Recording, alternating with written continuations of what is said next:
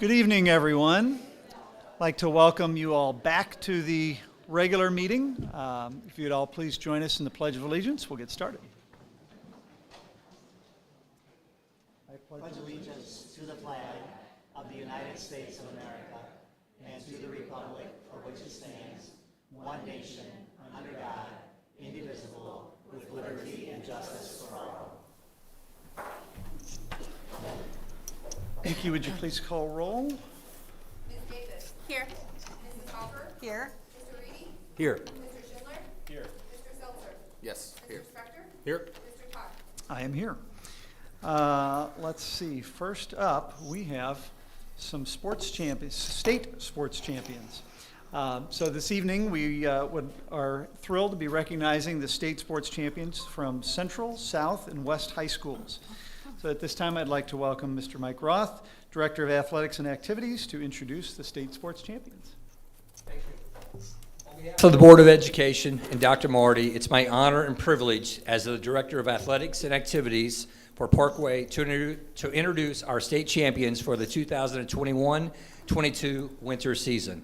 Tonight, we are recognizing members from the Parkway West wrestling team and the swimming and diving teams from Parkway Central, Parkway South, and Parkway West. Congratulations to our coaches and our athletes. You have put in many hours of practice, all the while representing Parkway in such a positive manner. Your hard work and dedication has made you a state champion. Parkway is proud of you.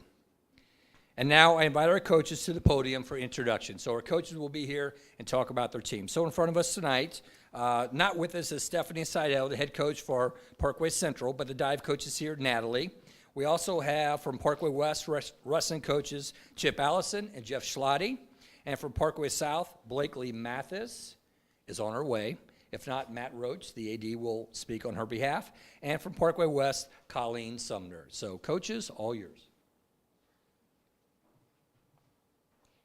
I am introducing Carissa Bershey. She had an excellent dive season this year. She was the conference champion, the district champion, and ended up being the state champion.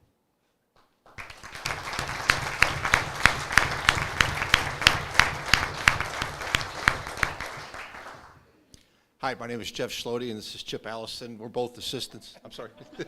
We're both assistants at Parkway West Wrestling. Zeke Allison, the head coach, is actually home with his newborn child. He had a second child 2 days ago, right?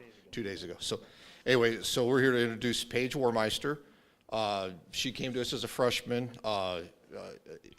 never wrestled before, and just it didn't take us long to realize what kind of a special person she really was. She went on to become a 4-time state qualifier, 4-year varsity letter winner, 2-year team captain, 3-time district champion, 2-time state champion, undefeated her junior year with a 23-0 record, undefeated her senior year with a 51-0 record.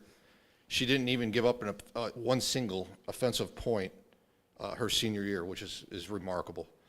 Only 2-time state champion from West, that goes for the boys and girls.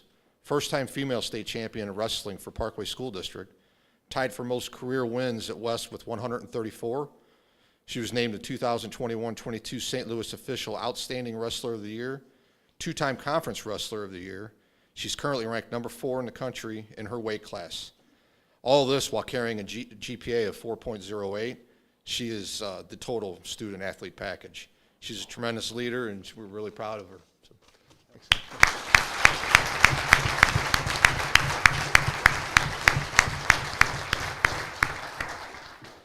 Good evening. On behalf of Blakely Mathis, I'm here to represent Parkway South's first state championship in the girls swim and dive.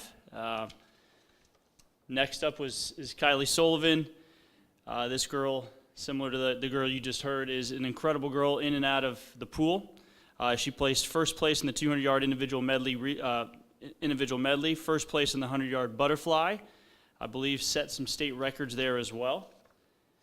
She also joined, we had 2 of our relays go first place as well. The 200-yard medley relay was Kylie Sullivan, Logan Nohoff, Elena Hinnage, and Lucy Price, set school records in that as well. And lastly, they placed first place in the 200-yard freestyle relay.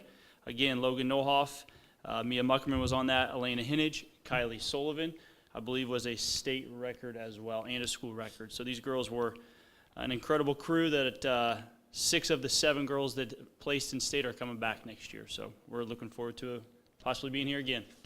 Thank you.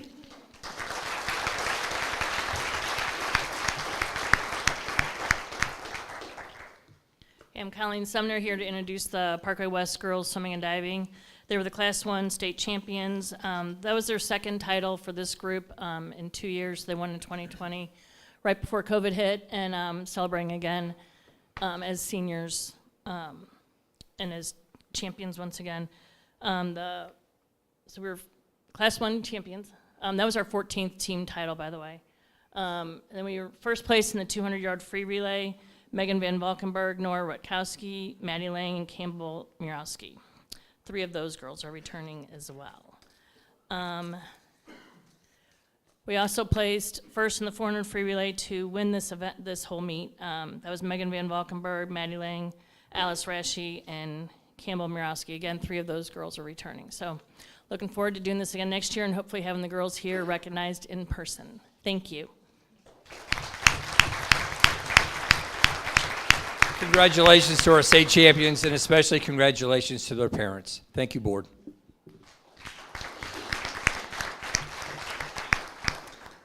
Thank you all for taking such great care of our student athletes. Certificates will be sent to these students. Thanks to those students, their families, and administrators for joining us virtually tonight for this special recognition. We are honored you could join us.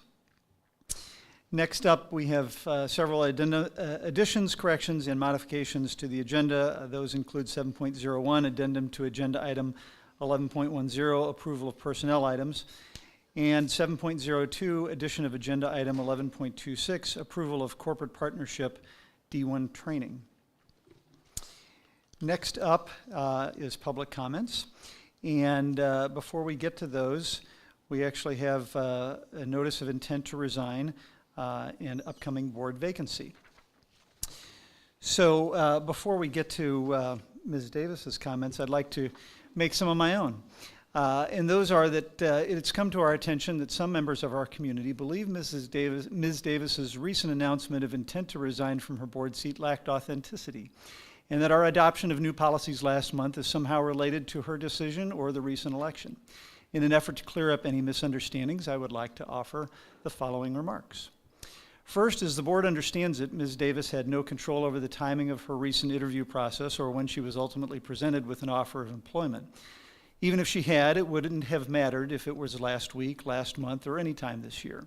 Missouri statute and the County Board of Elections would not have permitted us to simply add an additional seat to the recent election. No matter when a board member resigns, we must follow specific guidelines for filling the vacancy. Second, during the last several years, the board has undertaken substantial time and effort to revise policies in order to clean up language and remove ambiguity and provide clearer definition of the practices we expect students and employees to follow. Policy changes include review by the Missouri School Boards Association, or MSBA, its legal counsel, Parkway committees, which include board members, and Parkway's legal counsel, prior to final policy being presented to the full board for our approval. Parkway's policies are divided into categories, and we typically review and revise 1 or 2 categories at a time. This process can take a year or more from start to finish. Review of the Section B policies, which outline board function and governance, began some time ago, and we finally received a final draft back from MSBA on January 19th of this year.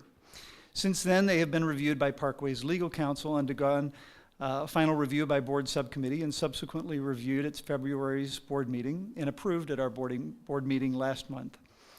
Since 2009, the process for resignation of a board member has been governed by board policy BBBD.BP. That policy literally consisted of only 2 sentences, which simply stipulated that any vacancy would be filled through a selection process. However, no process was defined. The new policy is largely language direct from MSBA and mirrors many of the policies in place in surrounding districts. Our current policy provides clear guidance on how we are to proceed, which will be discussed later in tonight's meeting. I hope this helps explain the circumstances of the last several weeks and helps to underscore the benefit of seeking to obtain factual information from credible sources before making assumptions.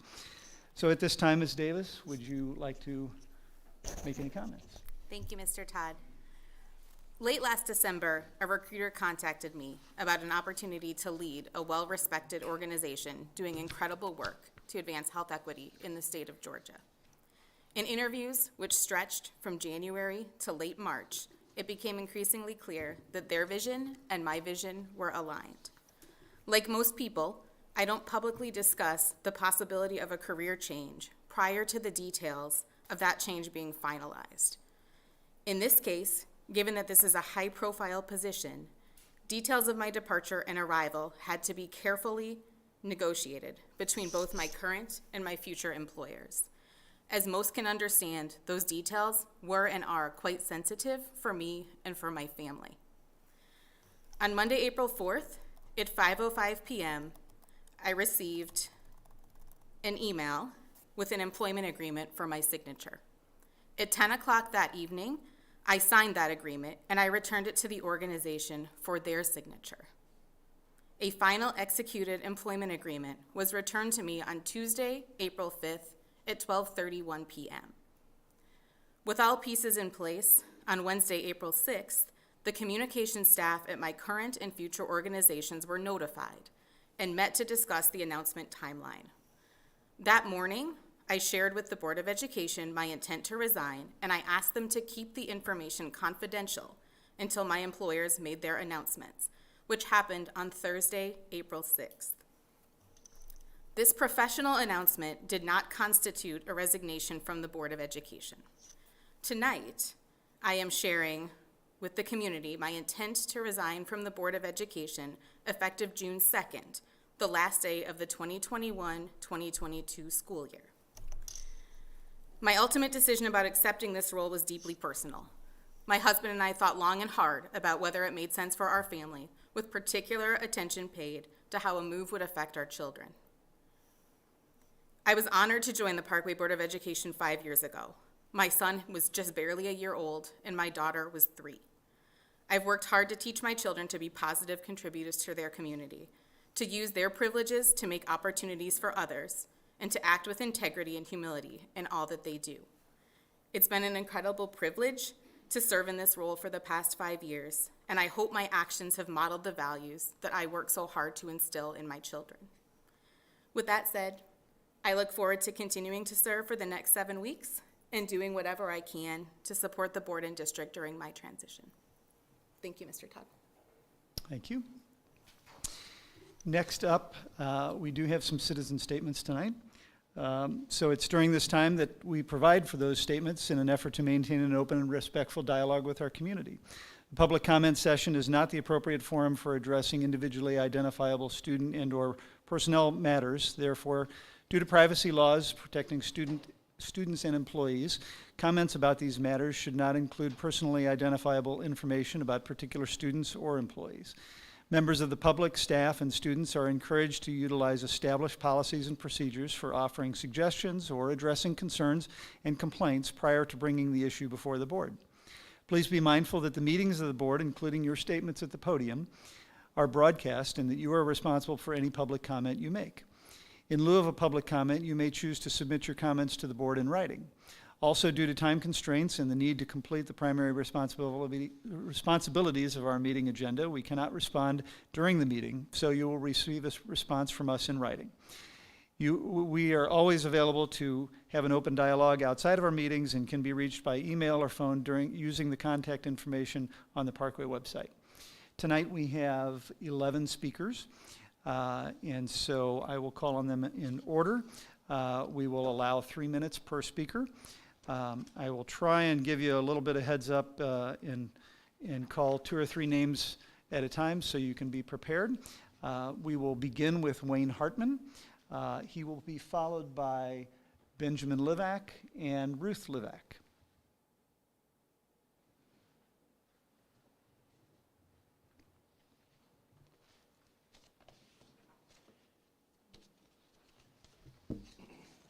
This is the first swearing in that I've come to see now that that they have you swear an oath to the Constitution of the United States.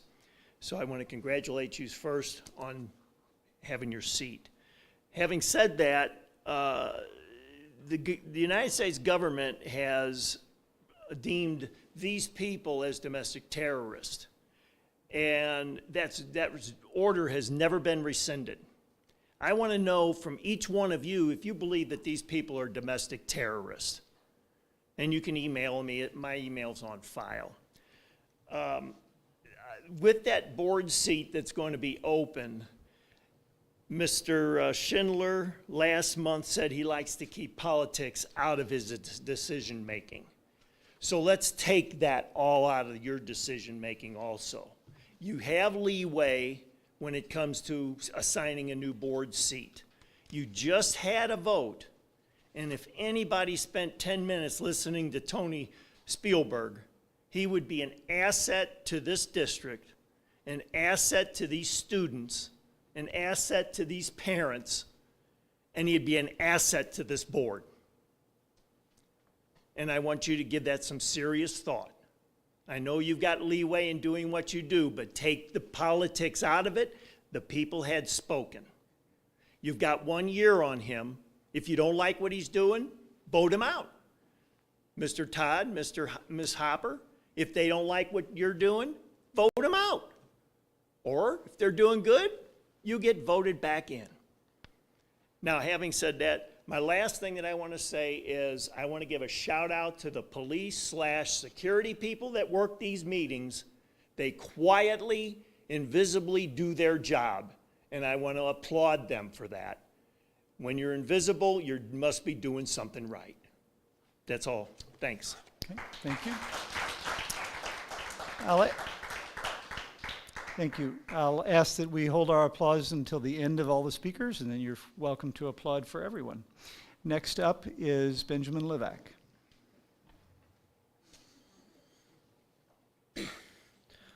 Ladies and gentlemen of the board, good evening.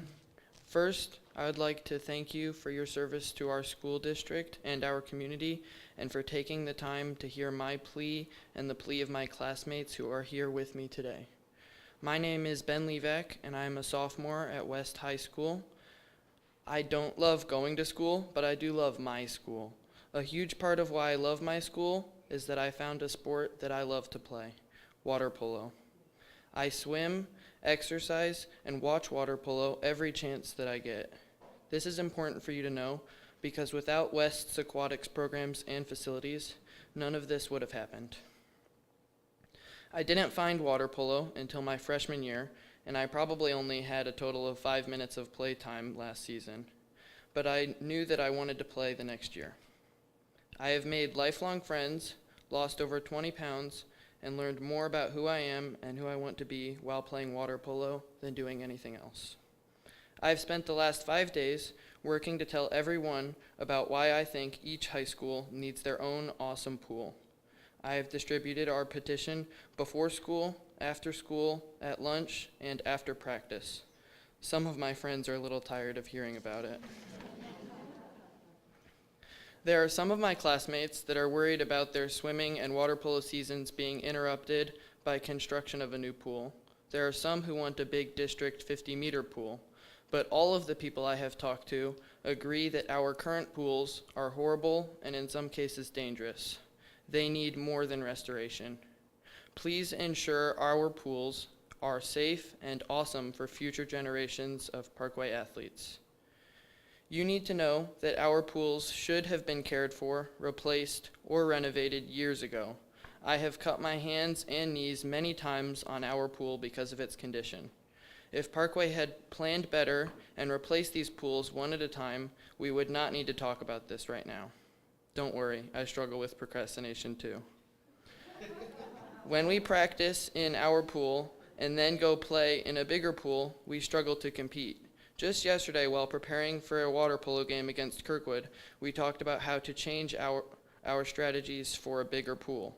We need our practice pools to be the same as our competition pools. I think a district pool would be a big mistake, and I want my high school pool to be just as awesome as neighboring district pools. Please consider my request for my high school to have a new pool that will last for many years to come. Thank you for your time. Thank you, Mr. Levick. Next up is Ruth Levick. She'll be followed by Tracy Goldstein and Mandy McNeil. Ladies and gentlemen of the board, good evening. Thank you for your service to our district and your time. My name is Ruth Levac, and I am the mother to 4 Parkway students. That's one of them. 5 days ago, I saw a need for awareness in our district. I can't help but feel like Parkway's trying to sell us something to cover up a lack of planning and budgeting. I believe all 4 of our district high schools need and deserve a new or very renovated pool. I wrote a petition and put that petition on change.org and started a public Facebook page. I would like to share a summary of what people have said. Several on Facebook support a 50-meter district pool. They believe Parkway will keep in good condition all 4 existing pools. There was reference to the income a 50-meter pool would bring. Parkway Swim Club is also endorsing a 50-meter district pool. Please note, the current draft budget that Parkway has published is for a 25-meter pool, not a 50. No one wants a 25-meter pool. We are concerned the draft budget does not support restoring and keeping all 4 pools in good condition. I suspect the budget provides for minor repairs, which will ultimately result in their closure when repairing no longer makes sense and a district pool is available for use. Is our school district in the business of making money? Our facilities are to support our student education first, and then athletics, not income. I appreciate the relationship Parkway has with its swim club, but that in no way should dictate or even influence how taxpayer money is spent. A community pool should be built by the community, not our school district. A number of parents are concerned about transportation to a district pool. Bus driver shortage or not, transporting kids more than necessary has risk. Are you going to transport student spectators too? There were also a number of pictures and stories. All of these people shared their love for Parkway aquatic programs and want good, safe, up-to-date pools at each school. It is your responsibility to listen to our community. Our petition on change.org received over 500 signatures in 5 days. Ultimately, it is your choice and your burden to do what is best. Please don't make your choice based on clubs, income, or lack of planning and budgeting. Make a new plan that is right for each school and its students and their education and high school experience. Make a plan that will serve our schools for many years to come. I apologize for going over. I timed it 10 times at home, I promise. Thank you. Next up is Tracy Goldstein, followed by Mandy Michelle and Ryan Wharton. Good evening, everyone. My name is Tracy Goldstein. I am a graduate of Parkway Central's class of 1991, and I am here tonight to share with you a couple of thoughts that I have as the weeks have gone on. First, I want to talk, mostly what I want to talk about is the election. A couple of years ago, there was an issue on the ballot for Medicaid expansion, and for some people in this room, they may find it hard, but this moderate voted for it. Well, then the legislature of the state of Missouri decided to take it upon themselves to discuss the legislation and actually try to repeal it. And a court of law said that the will of the voters, the voice of the voters, should never be ignored. And while I realize that there is a distinction and that there were 2 seats and not 3 at the time of the election, as Mr. Todd discussed, I hope that the board will not ignore the voice of the voters.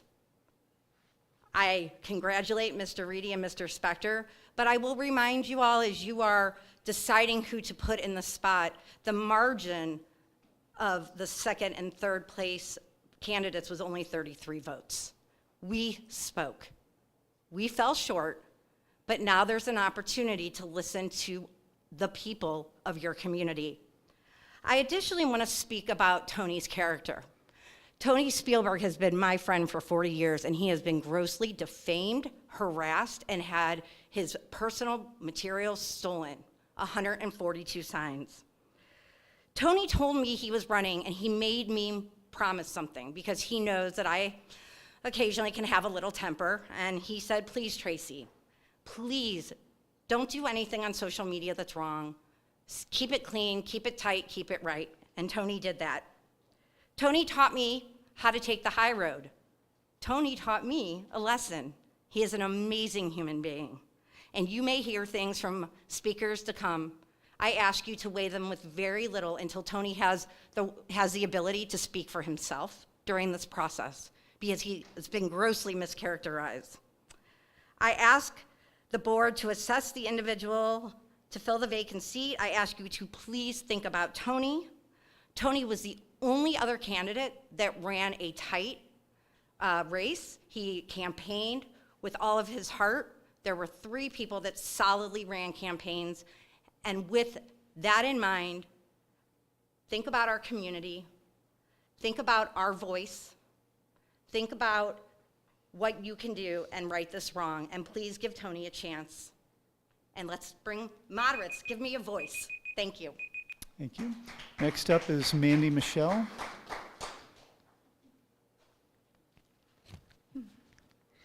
Hi, my name is Mandy Michael. I'm sorry, Michael. I know I've heard every pronunciation in the book. Sorry. I have a daughter at Highcroft Ridge, and I have a son at West High. First of all, I'd like to thank the board for everything you've done for students, teachers, and parents throughout the years, and especially during the pandemic. Thank you for volunteering to be in this role. It's often a thankless job, but I thank you so much. In particular, thank you, Pam and Sam, for your many combined years of service. We will miss your compassion, intelligence, and reasoned approaches to making decisions for our kids. Also, thank you, Jeffrey Spector and Rob Reedy, for stepping up to serve. You ran amazing campaigns. I especially appreciate the emphasis on DEI and following through on the Equity Task Force recommendations.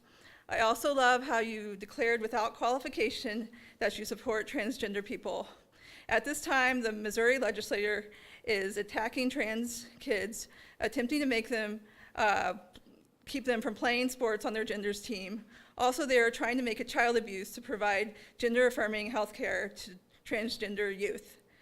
This is a topic that gets me emotional, but this describes a lot of the kids at Parkway that I know personally, who are wonderful people, and very quietly, myself and some of those people are talking about fleeing the state so that we don't get charged with child abuse. So I encourage everyone to reach out to the legislators and tell them to stop attacking trans kids. So at a time like this, hearing board members' allyship with trans people is refreshing and reassuring, which I heard during the candidate forum from Rob Reedy and Jeffrey Spector. Thank you, Christy Klein-Davis, for being an amazing board member for several years, and I'm sad to hear you're resigning, though happy that you will have a new opportunity to lead in Georgia. I know many people are here because they believe that the first runner-up for the 2 board seats should receive Christy's vacated seat. However, I disagree. That line of thinking would assume that if voters had the ability to vote for 3 board members, the first runner-up would have won. That is not accurate. Given a third option, we would have chosen someone else. If there had been 3 slots up for grabs on the Parkway School Board, that would have completely changed campaigning strategies. It would have been an entirely different race. There would have been more than 3 candidates actively campaigning. So in light of that, I urge the board not to choose the first runner-up, but use your best discretion. Thank you. Thank you. Next up is Ryan Wharton. He'll be followed by Debbie Donnelly and John Wilford.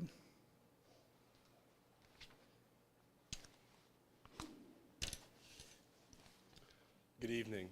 My name is Ryan Wharton, and I'm a senior at West High. I'm a swimmer and a water polo player, and I've competed for all 4 years of my high school career. Dr. Marty and school board members, I want to bring up the current pool situations that we have. All 4 pools that we have at our high schools are in absolutely deplorable condition. Problems such as a broken diving board at South. There's chipped tiles all over the floor of all 4 pools. And like Ben said earlier, cuts, scratches, it's so common. There's limited seating at all the pools. I think of at Central, we had a water polo game and people were packed and there was not enough space for everyone to watch. And not to mention the current codes. South cannot fix their diving board because the pool does not meet codes to fix the diving board. Why can't a pool that's supposed to be used for competing have a diving board? I'm not here to talk about the issues of the pools, because we all know there's issues with the pools, otherwise we wouldn't be talking about this to begin with. I'm here to talk about the fix to it, the district pool. A district pool is not the fix to it. We have 4 current pools that are used for competing. Every sport at the schools, with the exception of golf, has their home field to compete on and to have home events. That's not what a district pool is. I think of my senior night. I had a senior night for swim, and I'm planning on, and I obviously will have a senior night for water polo. A district pool, that's not a home pool. The point of a senior night is to have your last competition in your home pool. That's not what a district pool is. Not only that, but think about transportation. This year for swim and dive, we had 1 bus to 1 swim meet. All the others we had to drive to. So if we can't even get buses to 1 meet, how are we supposed to get buses for every practice? And how are we supposed to coordinate transportation every day for practice? It doesn't make sense. We deserve it. If you look at the titles, the state champions that were shown up here before, there was a lot of aquatics at 3 schools that were state champions, top finishes. It's not like we're not bringing in the hardware. Other sports may not bring in as much, but they get all the fancy facilities. And a district pool, again, is not a home pool. You wouldn't build a shared football field for all 4 schools to use. So why should you do the same with the pool? We need 4 good pools, 1 at each school.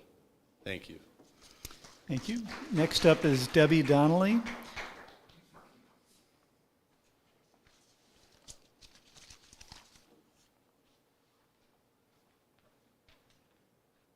Hi, my name's Debbie Donnelly. I'm a resident and a Parkway North graduate. So, thank you, board, for all that you do. Congratulations to our new board members. I'm also a member of We Can. I have been before the board before talking about SROs and asking to please get common language for our police departments. And we had an SRO review, the district did, and there were 6 recommendations.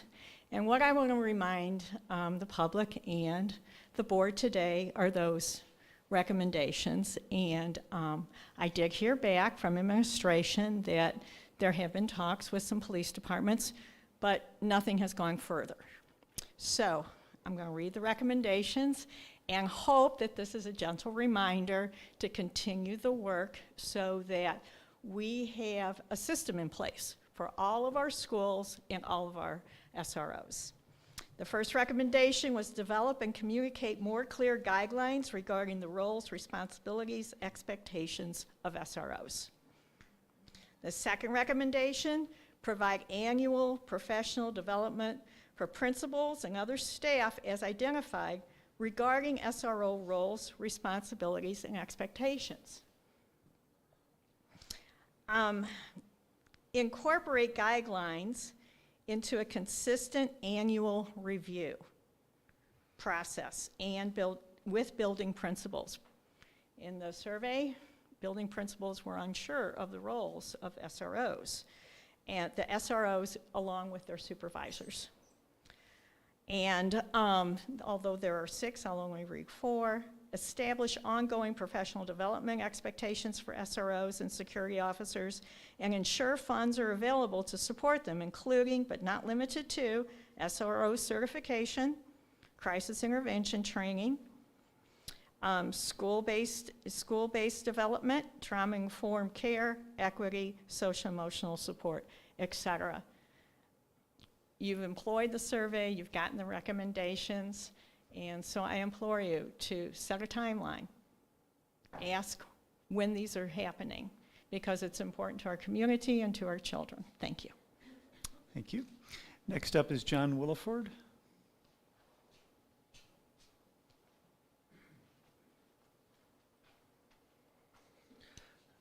Hi. Thank you for having me here today. My name is John David Wilford. I'm the head coach, national coach for Parkway Swim Club. I'm a Parkway employee since 2014. I grew up swimming club and high school in Arkansas, and then I ended up going to Drury University, where I was an All-American in 2008 for their national championship team. Since then, I've been coaching in Florida, Arkansas for a few years, and then I've been in St. Louis since then. 4 pools versus 1 seems to be the big debate here, and which is going to further the development of the community, which is going to drive forward the future and help them out. The cost of 4 pools is way greater than the cost of 1 big aquatic center. And you know, for 4 pools, if you give an 8-lane pool compared to your 6 lanes, it's a step to the side. I wouldn't say it's really a step up. You would give local high school meets, you'd have local dual meets, and that's the extent of return on investment that you could kind of benefit from having 4 pools. If you give 1 big aquatic center a chance, the cost of building it would be much less than the cost of building 4 new pools. And the return on investment is you can bring big events, you can bring big high school meets, you can have big water polo, and you don't have an issue on space, you don't have an issue on seating in the stands, and it benefits the community as a whole for the future. Because the more people you can kind of bring into the community, the more tax dollars get brought into the community, and the more that's brought in for people wanting to come visit the St. Louis area. As you can see from the aquatics program and the state championships, we've had many swimmers that I coach 9 months out of the year who perform for Parkway, and they do a great job representing the school district and the state champions. And to further get that, to keep that momentum going, I think the 1 big aquatic center is the route that you want to take for the future of Parkway, to be honest. I only thought I had 2 minutes, so that's why I finished in that time. But I appreciate your time, and thank you for your service. Thank you. Next up is Ryan Kerr. He'll be followed by Doug Stockenberg and then Ann Saladin. I'd like to start by congratulating Mr. Spector and Mr. Reedy on a duly elected by the taxpaying citizens of this district. While I don't agree with some of the acceptance of political endorsements or some campaign practices, I look forward to the commitment of the district of equality, inclusion, diversity, and most importantly, high-quality core education going forward. Considering the recent election and the public resignation that has followed, I come to ask you to do the will of the people and appoint the runner-up in the recent election to the board. This was an election with thousands of unique voters and separated second and third positions by 33 votes. Over the past 6 years in this country, social and mainstream media has created a revolution of wokeism that is unfortunately rooted in emotions and not facts. As I am sure the board is aware, parents across this country have been split by politicians on CRT, sex education, social policy guidance books, and the general demonization of traditional religion while putting social special interest ideology on a pedestal. These parents are not against transgender people, people of color, or any other minority group, but instead want schools to teach core curriculum for being successful in life and not to lead social ideology up to the parents at home. The same people that believe that 19 to 23-year-olds are too incompetent to understand taking on student loan debt are the same ones that think a child was old enough at 5 years old to make lifelong biological and chemical balanced choices for themselves. The flip side is the parent is giving consent, which is even more damning as the parent's #1 priority is to protect their child from undue harm. Why aren't these parents counseling their adult children on student debt practices? The hypocrisy is astounding. It's time to take a step back from the idea of an all-or-nothing mentality that force forward movement, regardless of the destruction left behind and the kids left behind, that typically takes decades to repair. The 1994 crime bill is an excellent example of legislation that destroyed the black nuclear family in this country.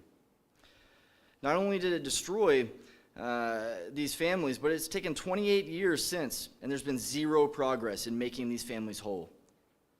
All for virtue signaling. It's all the 1994 crime bill was, virtue signaling. Destroyed an entire minority population in this country. It's time to let teachers teach core curriculum and to leave the virtue signaling and opinions out of the classroom unless they want to obtain parental consent first. It's time to allow parents to control the social narratives that their children build foundations on. Ms. Davis, best of luck in your adventures to come in Georgia. The Georgia Health Foundation is a fantastic organization, so I hope you do very well there. Also, with the swimming, it seems like the debate is really between whether or not we're going to provide for the happiness of the kids that are using these pools or the profits of a district going forward. Thank you. Next up is Doug Stockenberg.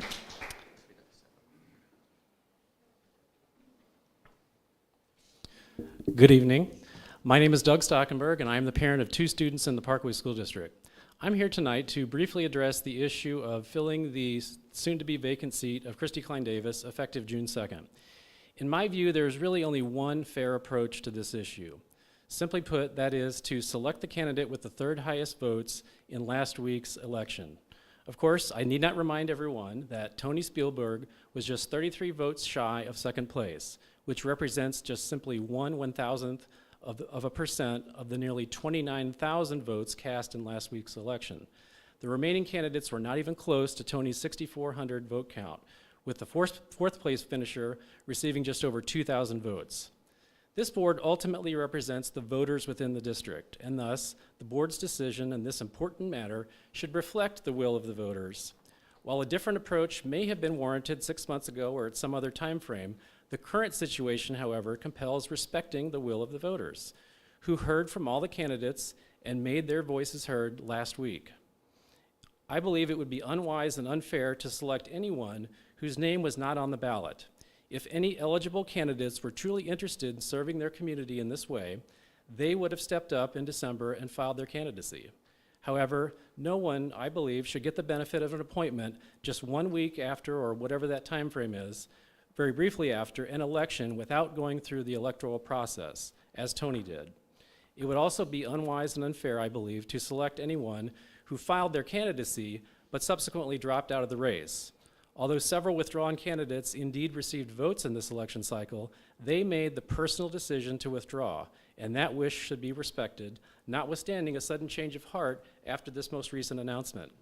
Those who dropped out should also not get the benefit of an appointment without fully participating in the election and campaign process. Here's the bottom line. Tony Spielberg formally filed his candidacy back in December. He ran a very active campaign this spring and received the 3rd highest vote count, falling again just 33 votes shy of 2nd place. Thus, I believe the board should respect the will of the voters and select Tony Spielberg to fill this vacant seat effective June 2nd. With my remaining time, I'd just like to briefly respond to the comment that if we'd had 3 candidates on the ballot, it would have been a very different vote. No one's suggesting that it should have been 3 candidates on the ballot. I'm certainly not. However, we'll never know what the results would have been had there been 3 candidates on the ballot. But the bottom line is the election results that we do have are the best evidence of the voters' will. And again, I simply ask that that will be respected. Thank you. Thank you. Next up we have Ann Saladin.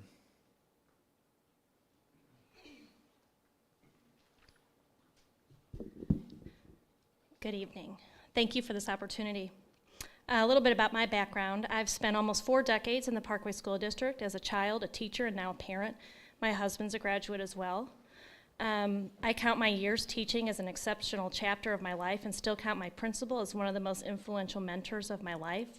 My co-workers continue as friends, and I enjoy running into former students. In fact, my new neighbor across the street is a former student. Most importantly, being a teacher has made me a better parent, and being a parent has made me a better teacher. My message tonight is super short. I'm in between dance practice and soccer. So I respectfully request that you give sincere consideration to appointing Tony Spielberg to the upcoming vacant seat. Send a message that you hear and welcome the vote count from last week. Send a message that multiple points of view can coexist and work together. Send a message that we are one community, made up of many, united for our kids. You can do this. We can do this. My proudest Parkway years were those when I taught. Surpass that with this vote. Thank you for your service and for listening this evening, and good luck for your new job. Thank you. Okay, next, may I have a motion and a second to approve the agenda for the regular meeting of the Board of Education as scheduled for April 13th, 2022? So moved. Second. All in favor? Aye. Any opposed? Motion carries 7-0. The next regular board meeting will take place on Wednesday, May 18th, 2022, beginning at 7 p.m. right here at the Parkway Welcome Center. A Parkway Board of Education workshop will be held on April 23rd, 2022 at the Parkway Welcome Center beginning at 8 a.m. Next, we have board superintendent reports. So we'll start down there with Matt. I'll be very quick. Two things. One being last week I had the chance to go visit Rental Springs, along with one of the members of the Missouri School Board joined us too. And just seeing the personalized learning in action, the fact that they've actually taken on that challenge, added an extra choice for our parents in our district under COVID. It was exciting to see the kids experimenting, exploring the ways they want to learn. It was one of the uplifting things to kind of see, especially over the last 2 years. It's good to get back on and see the kids enjoying learning. And the other thing is too, just kind of the sign of the times and the fact that last week we had our first Ukrainian family come into Parkway. I want to appreciate the welcoming Parkway community. I love the diversity that we have in the community. I look forward to continuing that. Thank you. Okay.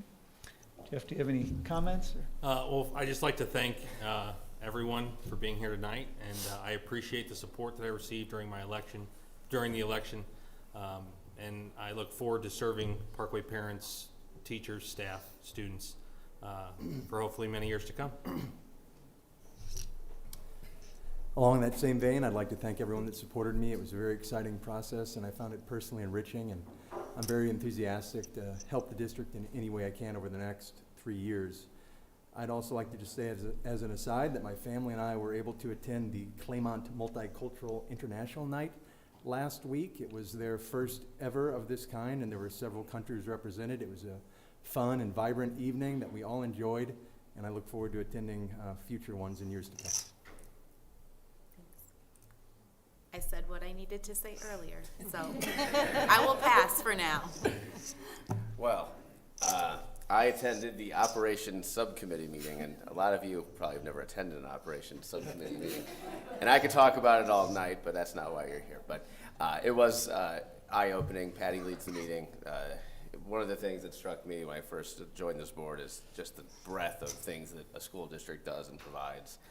You know, you think about teachers in classrooms, you don't think about, you know, how does the toilet paper get to the building it needs to be at, and how do we get bus drivers, and how do we get, you know, all that goes into running a district, and so it's always educational to hear about the challenges and how we meet them. I want to welcome my two new colleagues to the board. It's nice to add another lawyer and another Mizzou grad. If only one of you had gone to Parkway North too, we'd just be a perfect little family here. But and also at the organizational meeting, we said goodbye to Sam and Pam and Jeff, and Debbie spoke very well. I just want to add my comments because it's been an absolute honor to serve with both of you. I just want to tell, first of all, Sam, the thing I took from serving along Sam is whenever people see this part of it, there's also a lot of closed session, and we grapple with some issues. And what I learned from Sam is Sam would always bring us back to how does this help kids, and I would love when he would say that because you get in the weeds, you get all over the place, and Sam was always there to be that rock. To focus us on what we're really here for. And I learned a lot from him and hope we can continue that tradition. And Pam, I met with Pam the morning before, for lunch. Pam had lunch with my father and I the day I was the school board forum when I was running for office, because she was helping me to sort of coach me for that forum. And she's just so knowledgeable. At some point my father interrupted her and said, "Why aren't you running? You know way more about this stuff than my kid." And he was right then, and he's still right now. So Pam, it was an honor serving with you. Thank you for your service. On March 28th, I attended the Region 7 Spring Regional Meeting with MSBA. This is a large, we haven't been able to do this in a couple of years because of COVID, but it brings together, the evening was at Riverview Gardens School District, and it brings together all of the board members from all of the St. Louis region school districts. So even the St. Louis Public Schools were there. They talked about some of the advances that they're making in enhancing the education of their students. So there's lots of takeaways that we can learn from the St. Louis Public Schools as well. We also heard from the Rittner School District and their International Welcome Center, which is becoming of even more importance as even Parkway is receiving more students from the Afghanistan community and from Ukraine, so we need to be cognizant of some of the needs that are coming through with that. So Rittner would be a wonderful path to take a look at and learn from their experiences as well. One of the highlights of that evening, quite frankly, they had the ROTC group present their colors, which was very moving. And there was also the Gentlemen of Vision, which is a 40-member step dance team of African-American young gentlemen from the Riverview Gardens School District performing. And they were absolutely phenomenal. They were I would say, the highlight of the evening, and much to learn from. And these are individuals who are going on to colleges, to tech schools, and into the military. They are well on their way.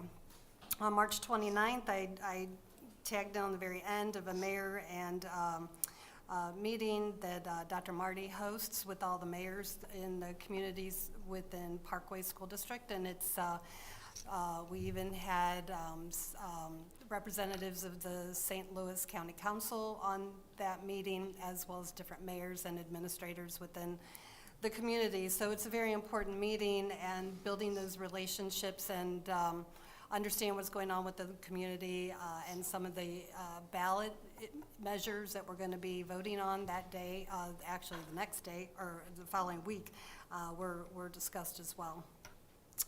And then this past Monday, April the 11th, I need to thank Mike Roth and all of the athletic directors. I actually toured all of the pools at every high school here within the Parkway District.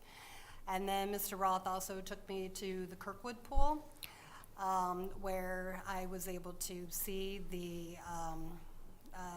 their single pool that they have. That particular pool in Kirkwood accommodates their curriculum as well as their swim team. And then that's the pool that is rented out also to swim clubs around the area. We will be having a board workshop on Saturday, April the 23rd, and this topic will be part of that on that agenda. So I will be talking more about what I saw. I also toured, in addition to the pools, I asked to see the locker rooms, the shower areas for both the swim area as well as regular PE classes. I also got a look at the team rooms and the athletic rooms for the first aid that takes place with our Mercy group when they come in for the people that have to help the athletes if they have any injuries. So we'll have a lot to talk about on that day. So I welcome anybody. I would encourage our other board members, especially new ones, to offer up an opportunity again, which I know our ADs and our athletic director would welcome the opportunity to tour other people, board members, and perhaps SAT through the pools and the locker rooms and the showers. There's nothing like getting in there to get your eyes really on what's going on there. So, and I think we could learn a lot from the Kirkwood pool as well and incorporate some of those ideas into our own pools. So we'll look forward to having further expanded discussion on April the 23rd. Thank you.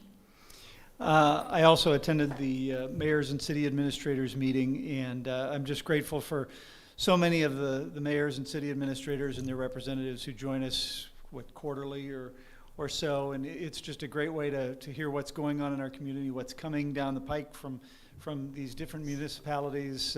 Many of them have construction projects with a lot of new residential, which will affect us at some point. So it's always good to be a part of that. I also attended the Pto Leadership Meeting with most of our schools are represented that night, but we have just some great folks who are running our PTOs across the district, and it was a great night to get together and kind of honor them and the work that they've undertaken the last year, really the last couple of years that they've worked to try and keep their communities engaged, and many of them have been still continuing with fundraisers, using every opportunity they can to raise money for their schools and their teachers and different programs in their communities. So really want to thank them for their continued efforts. And I know some of them, at Dr. Marty's request, have undertaken the idea of helping the grounds improvement around their schools. I remember when I was PTO president at West Middle, we did that same thing. We all got together on a Saturday morning and we planted flowers and bushes and stuff and trimmed stuff. And so it's great to see that continuing. And I hope that board members get an invitation to some of those, because I know we'd probably love to come out and help dig up a plant or plant something, somewhere along the way. I'd be happy to do it. And also, I got the pleasure of attending the All-District Honors Band concert last week, and that is always a treat. I'm a music guy at heart, and whether it's a strings performance or choir or band, I love those opportunities.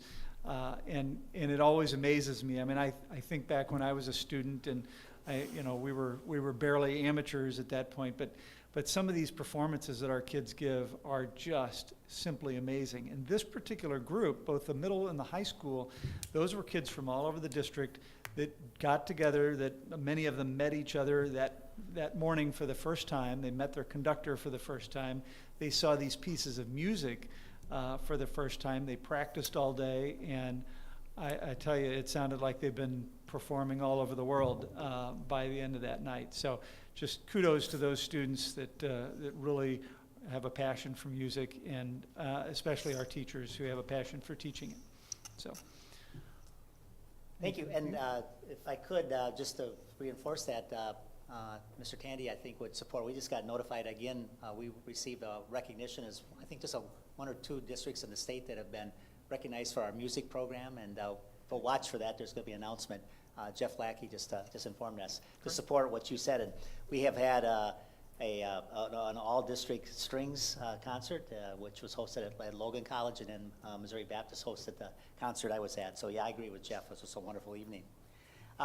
Also, just want to reinforce Mr. Todd's comment about our PTOs, and one of the things we're trying to do this spring, we are in many areas down workforce, and so we're trying to, needing to get our grounds looking. And I was at Belle Reve. I'll just shout out to Belle Reve. They spread mulch and did all kinds of work for a couple hours, and it was wonderful to see staff, parents, students, the two administrators there working together. It was just a delightful day, so shout out to our PTOs. We are really busy administratively filling principals' positions. We're getting near the end. When all is said and done, we'll have about 9 new principals, counting Fern Ridge, and so we've been really working hard. I want to thank Dr. Bogus, Dr. Watson in particular, and all my SADN members, and many others who step up, and parents as well, to help us in that process. It's very important that we get the absolute best leaders in our schools. I'm not sure. I just feel it's important because Mr. Hartman raised a question he wanted the board to respond to. I just want to say again, and you've heard me say this before, we do not believe our citizens are our problem. We welcome public comments. We'll continue to do that, and you demonstrate again tonight, that we can have a very positive public forum on many, many issues that you heard about tonight. So we don't see you as a problem. We don't see you certainly as criminals. We see you as important citizens who have a voice, and we want to recognize that. So I want to thank you for that, and I think our board. So I don't think they all have to respond. I think they all feel the same way. We certainly want to continue that discussion. I want to just take a moment to introduce you. I think next month we're going to introduce all our administrators, but we do have a person who's just putting a lot of time in, and she is in transition. We have a new deputy superintendent. Dr. Watson is retiring, and that's Dr. Tiffany Holman Best. Can you just wave or stand up? This is our new deputy superintendent.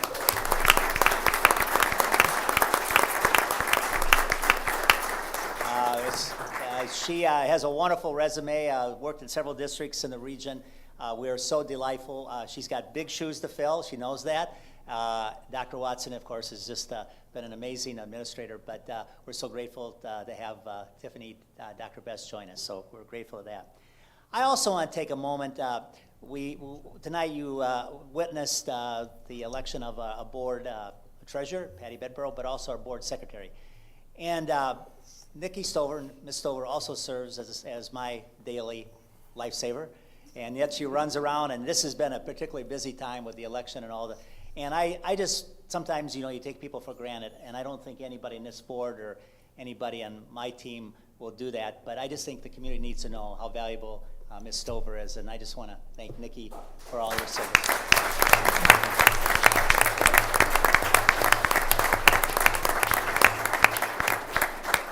And finally, our team is always sad to see people, both administrators and board members, depart. We said goodbye to people tonight, but we also want to welcome our 2 new board members. We know that we work our board members hard, and it is a true partnership between our district administrators and board members. So Rob and Jeff, welcome, and we'll be working hard.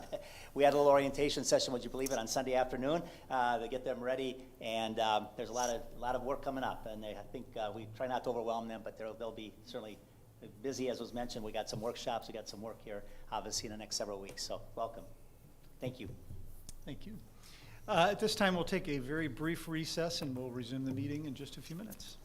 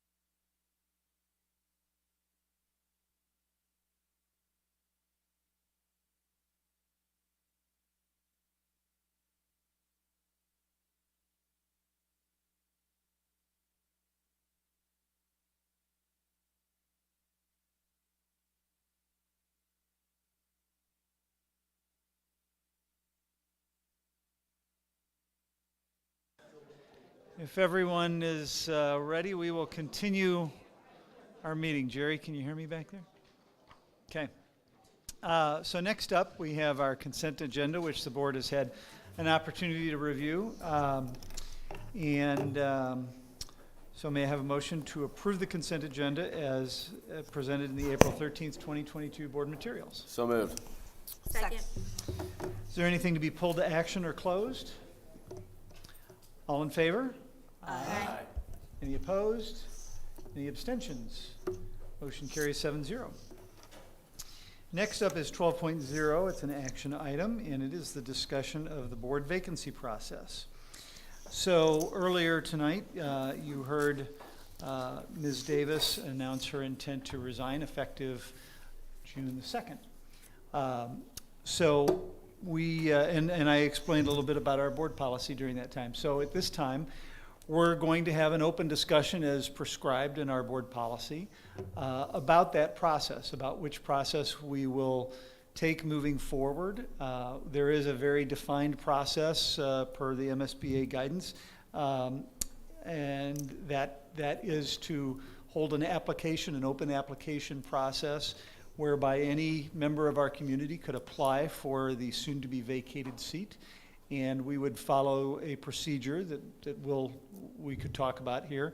The other option is that we could take some other route. We could decide to do something different than that prescribed process. So during the next little bit, I don't know how long that'll be, but we'll discuss the merits of all of the options on the table, and we appreciate you listening. We've heard from some community members, both here at the podium and via email the last week or so, about people they think might be well suited to fill that position. So at this time, I'll open it up to the rest of the board to discuss, to answer the question. I'll start with a question that was probably the most common question at the podium tonight, and that is, what do we think about just appointing the runner-up in the recent election?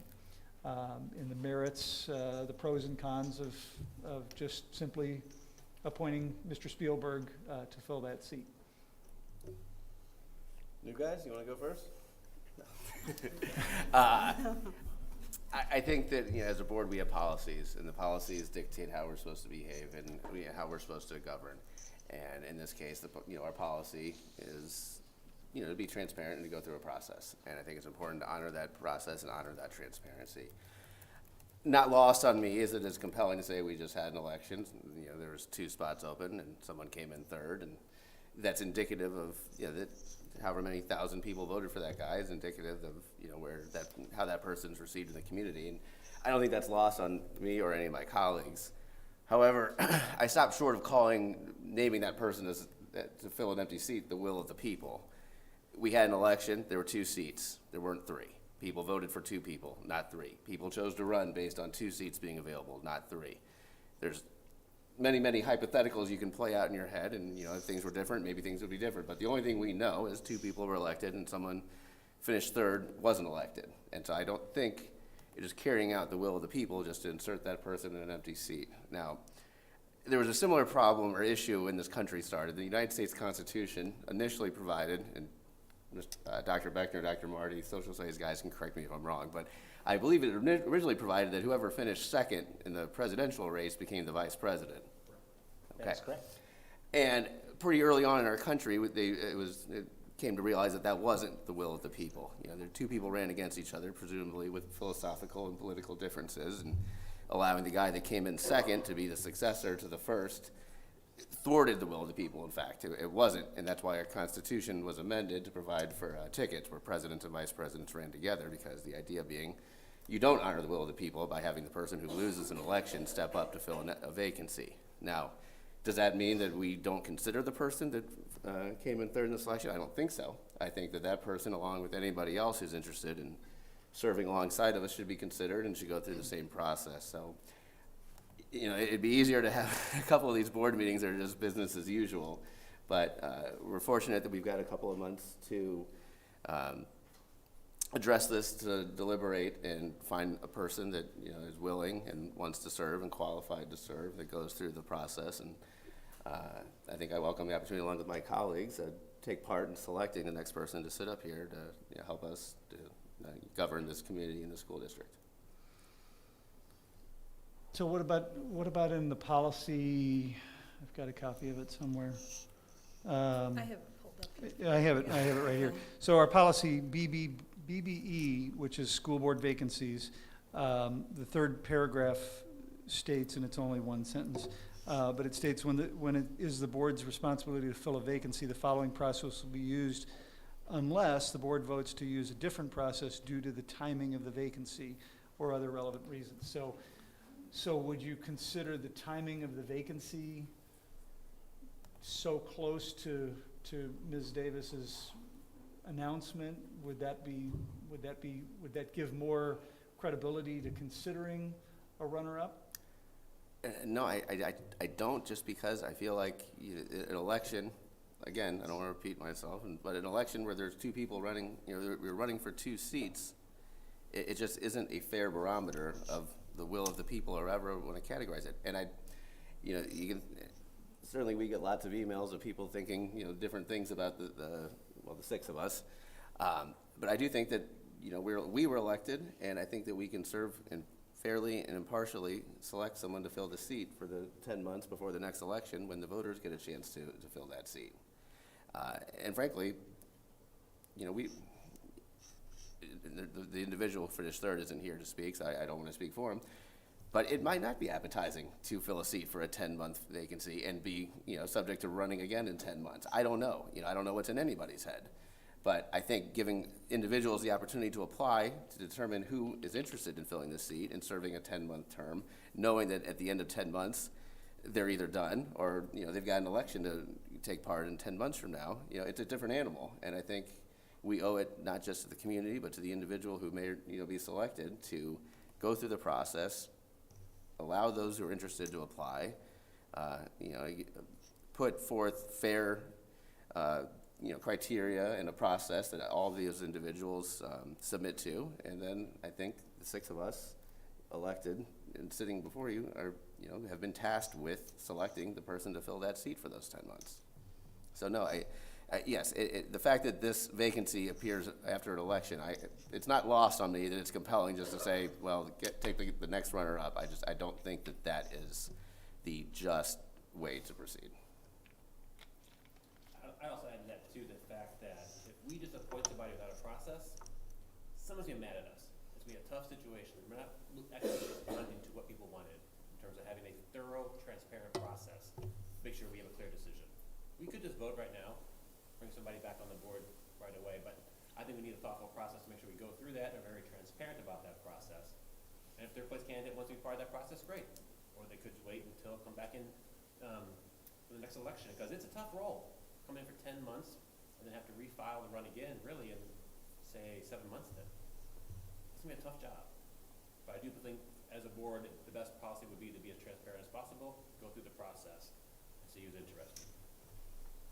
And one question I do have, and we're fortunate to have some legal advice sitting at our table this evening, that even if a named person were offered up to be appointed this evening, not knowing if that person would accept the appointment or be interested in it, I don't even know how that would work for us, that we would just make a motion to appoint someone and get a second and everybody agree. How do we even know that that person wants to be appointed and then would accept the nomination? What would our next step be? It'd be a fun reality show, though, the involuntary school board member. So, you know, I think we do, I do want to acknowledge, you know, the comments that we have tonight. I greatly appreciate in the idea that we have just come off of an election and have this situation, and can appreciate why people would think that we should just automatically, but we don't know if that individual even wants to do this. or if they would even accept the appointment if it were offered. So by having a process that's used, which identifies, we have to send out notification on our website, through the media, through email communications. There would be a broad and wide notification process of this position being available, and for a 10-month period of time to finish out that term. Then we would have an application process. They would need to fill out an application. We need to agree on what that application looks like, because we even need to talk about our application because we've never used one before. We really don't have an official application in place. And then go through an interview process, and then in public, in an open board meeting, go through that interview process and then have a vote. So that way, if we do go through this notification process and application process, we know if somebody wants to serve for that 10-month period of time. If we just sit around and think of names and nominate people and don't know if they want it or not, I'm a little uncomfortable with moving in that direction. And this is to follow up your point. One of the citizen comments suggested that only those who ran the election, or in fact even those, I think it was even only those who ran the election and didn't withdraw from the election should be eligible. And again, I sort of see the logic of, of selecting someone who was interested in this position, but I don't see any value in limiting the pool of applicants. Just because someone didn't decide they wanted to run for school board in December, I don't think that should disqualify you from seeking, to fill this position. It's an entirely different animal this time around, and for all I know, there's somebody who didn't live in the district in December who would be an excellent board candidate now. So while I see where that rationale comes from, I don't think it's in any of our interests to discourage anyone or to do anything to limit the pool of candidates, because I think the more quality candidates we're able to review, the better chance we are to fill this seat with somebody who wants to be here and will do a good job. Well, Matt and a few of our speakers made the comment about transparency, and they want to see this as a very transparent process. So I think the application process does provide that transparency. It's something that, as I understand it, would allow us to conduct the entire process in open forum. And we also have that very forum at the special school district governing council level. It's the governing council who appoints or elects the special school district board of education. And it's a process exactly like this. There's notification, there's application that is submitted in person and returned. We have to put a certain date and time that application should be returned. There's letters of recommendation that are requested if that's what we want to do.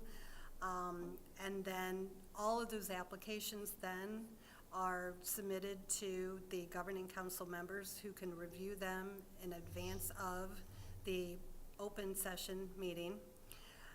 And then the meeting is conducted. And it's very similar to the League of Women Voters forum. Each candidate has whatever number of minutes for an opening statement and a closing statement, and then questions are asked of each of the candidates. And then at the end of all the closing remarks, we take a vote, and it's right then and there.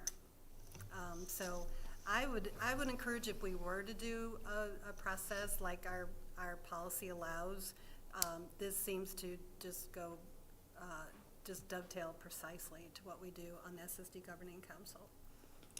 And I want to be clear, as we discuss the process, and not just nominating and appointing someone, but going through the process, I can't speak for all my colleagues, but I think at this point I can. This is in no way a repudiation of any individual. It's simply doing things deliberately with a purpose and with the goal and desire of filling the seat in the best possible way, and expressly not in response to any specific individual or ideology.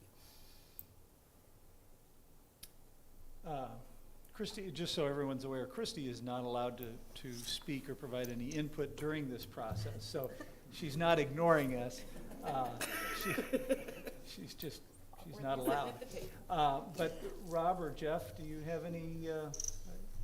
You know, it's obviously just going through the election. It was an interesting and long process. You know, I think the comments that the voters spoke, well, the voters spoke for two voters, or two open positions. I think certain individuals in the election may have changed their process during the election, as there were only 2 open spots versus 3. It would obviously be much easier to just sit here and appoint someone for all of the board members.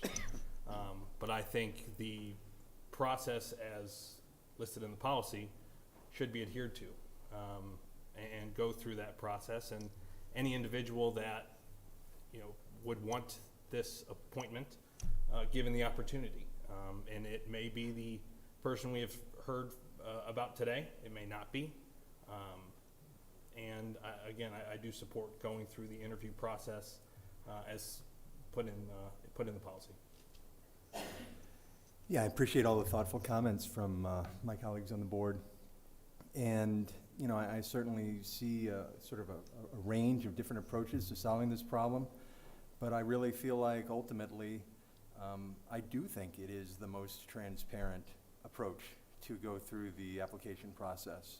I realize there's the chance for the board to appoint someone with consideration for extraordinary timing, or however it reads, something similar to that. But that gives me pause, because honestly, the interpretation of timing, I think, could mean a lot of different things. You know, maybe it means if there's just 1 month left on the term, or something of that nature. So I think with that sort of uncertainty there, and the fact that the application process seems like a very thoughtful and thorough way to consider the next board member with the utmost transparency, I tend to agree that that's the best pathway forward. Okay. Do we need a board action? Well, I was just going to ask. We don't need to vote. Okay. Okay. Okay. So it sounds like we're in agreement to follow the prescribed policy in the process. Okay. So let's talk about the process. So the policy says we have to post the open position, for 2 weeks minimum? Is 2 weeks a fair enough amount of time for applicants? Do we need it to be longer?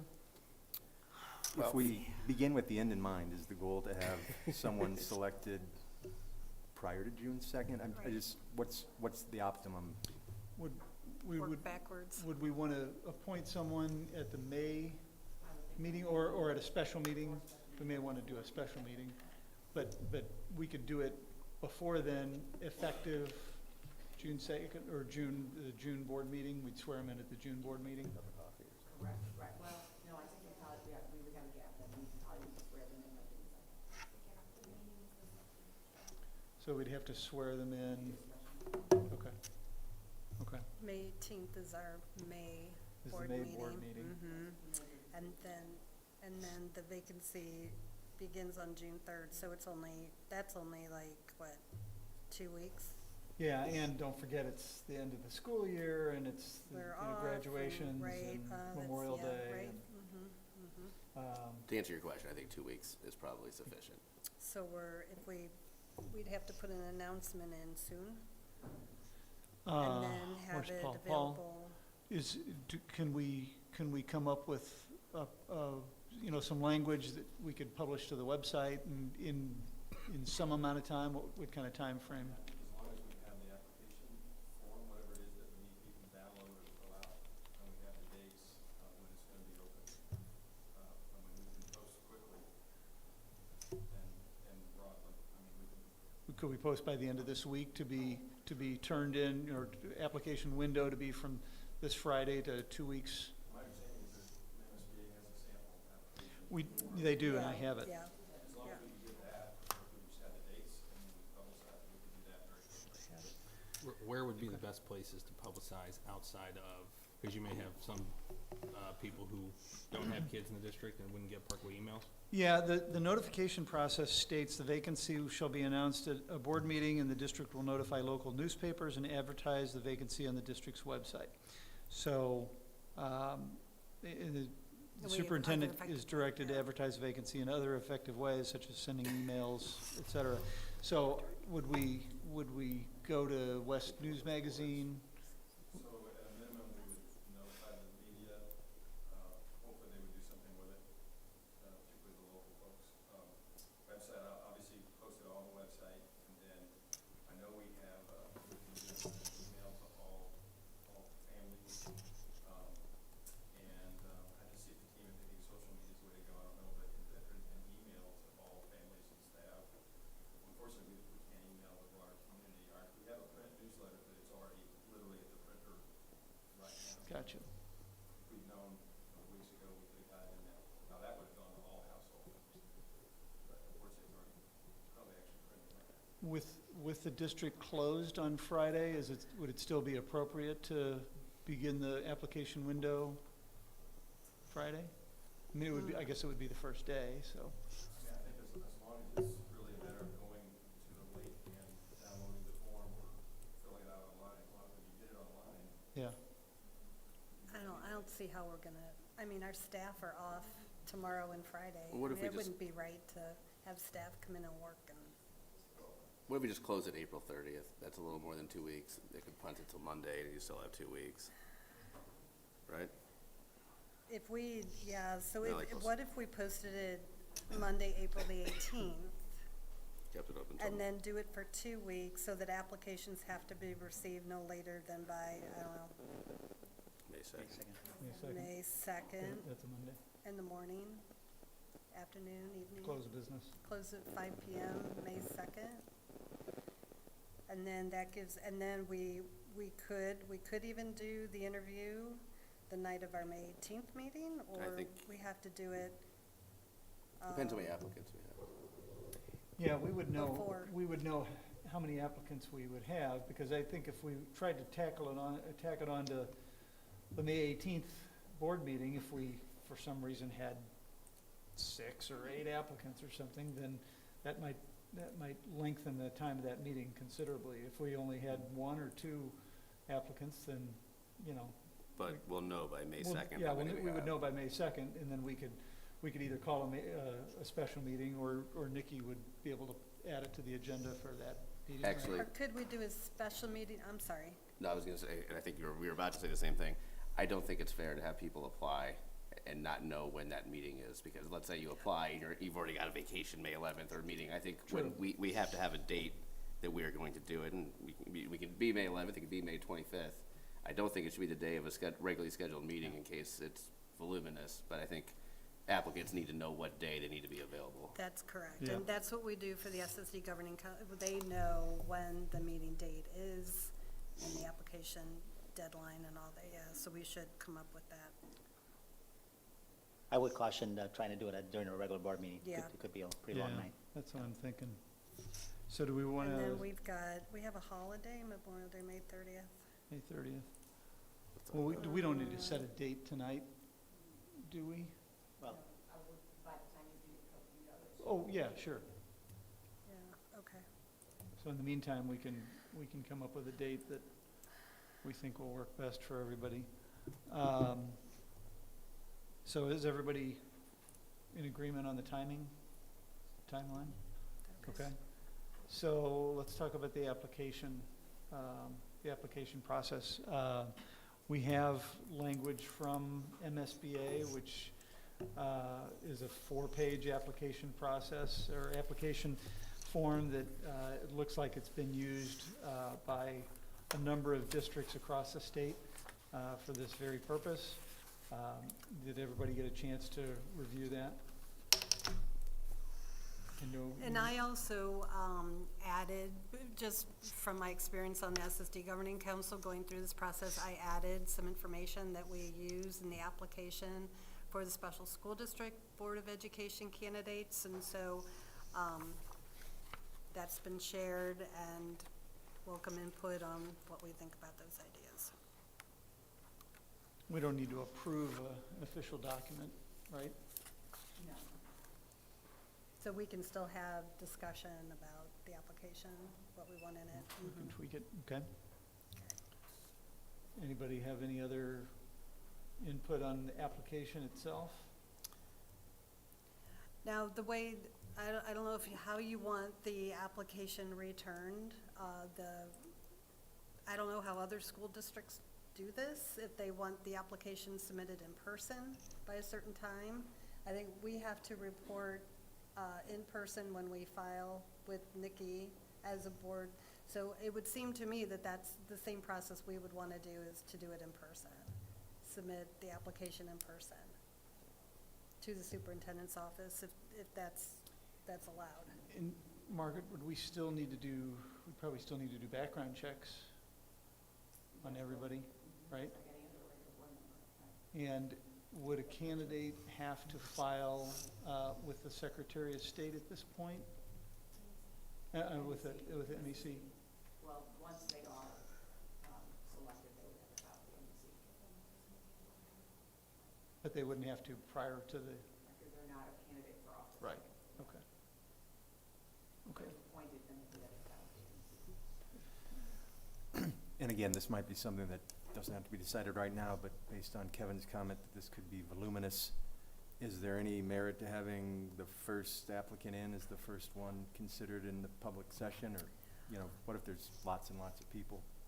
I would agree that it be stamped with the time and the date that it's received at the superintendent's office, if that's possible, especially if you have to do it in person. I don't know if we want to make this a We could- race. I mean, You know, we could always- that can fix how they're ordered. I was gonna Yeah. say, is there something we can do to weed out people that might just submit an application to submit an application? Pull numbers out of a hat. Well, as I look at this, the application is not particularly onerous. The longest answer, you could fill this out in under 10 minutes. Yeah. I don't know how many people are gonna apply for this, but do we want to perhaps add something to this that would make it, you know, sort of test the commitment of the individual, you know, so that we're not, you know, we're really considering serious candidates, not people just filling it out to fill it out? Well, that was one of the suggestions that I had made, of incorporating 3 letters of recommendation with the application as well, and that's what they do for the Special School District Board of Education, is that there have to be letters of recommendation. So those individuals have to present to someone asking them for a letter of recommendation, and that's part of the application. Now, that could be helpful from that standpoint to ensure that someone's, you know, committed to. That was way better than the suggestion I was gonna make, Well, which was that they have to record a video of themselves or do something that was, or like write an essay or something, that yours was just better. what are the qualifications of the recommendation? Is it employer, is it friends, what's the qualification for a letter of recommendation? The SSD is open-ended. Generally, people get letters of recommendation, generally not, I haven't seen any from, I take that back. It's a breadth. It could be their employer, it could be community service activity.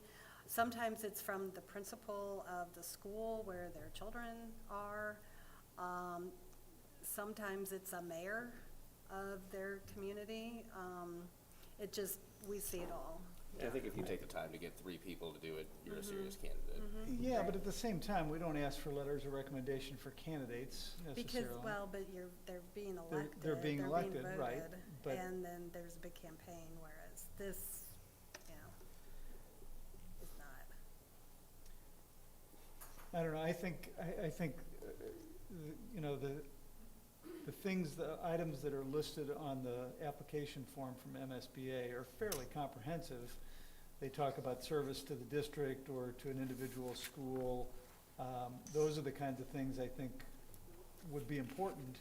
You know, we look for those things, you know, I look for those things when I'm selecting candidates that, you know, whether it's a school or, you know, if somebody running for a municipal election, I like to see somebody that's at least been to a council meeting or, you know, has some vested interest. So I think the form covers just about everything. And then what we could do is any additional questions, if you don't want to have the additional questions inserted from the way that the governing council does it, those would just be questions that we ask during our open meeting, Right. during our interview process. We could do it that way too. These were just inserted because these are typical questions that everybody asks. Yeah. So this gives the board members an opportunity to review the responses ahead of time, think about additional questions, so that we have something to expedite the process in the interview time that they have to go through all that. I liked adding something to the application that would, I don't want to say weed out, but I think that would confirm that if people are submitting an application, they're a serious candidate. And I mean, I don't know that I have a better idea than a letter of recommendation. Maybe 3 is a lot in a 2-week window. Maybe it's just 1. Yeah, yeah. Maybe 2.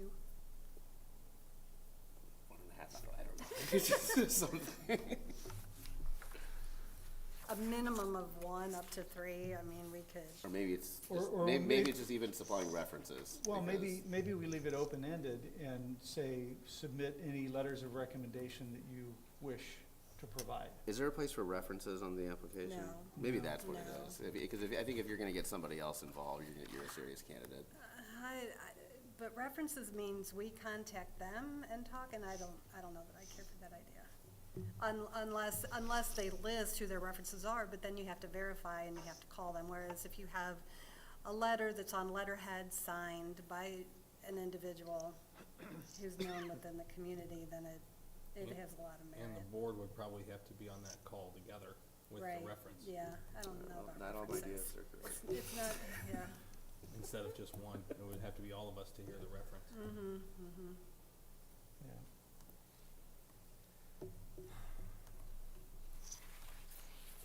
Yeah, Jeff's point, I mean, you said that, you know, you don't need letters of recommendation if you're gonna run for the board, but there's so much diligence involved. It's almost as though the letter of recommendation would replace some of all that effort that goes into putting a campaign together and being available to the public over several months. So I think at least 1 letter recommendation is a good idea, just to, something a little extra.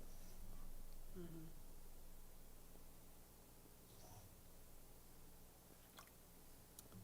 Do we want to make it a requirement, at least 1, or do we want to just leave I it think we open? I think it should be a requirement, at least 1, if At not least 2. 1. Okay. I mean, Yeah, I Jeff, recognize it's a short okay period with of at least time. 1? Yes. We'll state it like that, at least 1 letter of recommendation. Margaret, is that? Will the application and any letter reference be public? I'm sorry, is your Yes. microphone on? Is Yeah, this any- microphone on? It is, okay. I mean, all of the materials Posted somewhere. will be posted somewhere. Whether it's in the, I would guess that it will be in board docs for whatever meeting the application, the interviews will be all, yeah, okay. All right. But I do think there should be instruction, and there were no instructions on the MSBA format, but I think there should be instructions in like the very first paragraph explaining the instructions to the candidate to return it in person to the office of the superintendent by a certain day and time.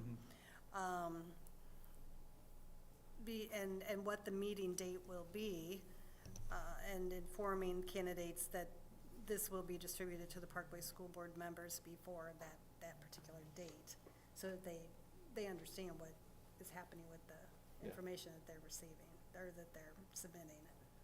And include, obviously, the requirements to be a board member in general. I mean, the MSBA is just a general, but the, Parkway resident, paying your taxes, all of those should be on there. We need to make sure that's on there as well.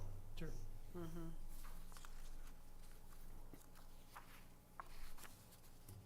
Okay. And once we get this ironed out, it's not currently, this application is not currently part of our policy, but I'm wondering if we shouldn't at some point amend policy BBE to include this application Well, as actually- part of, Actually, it's,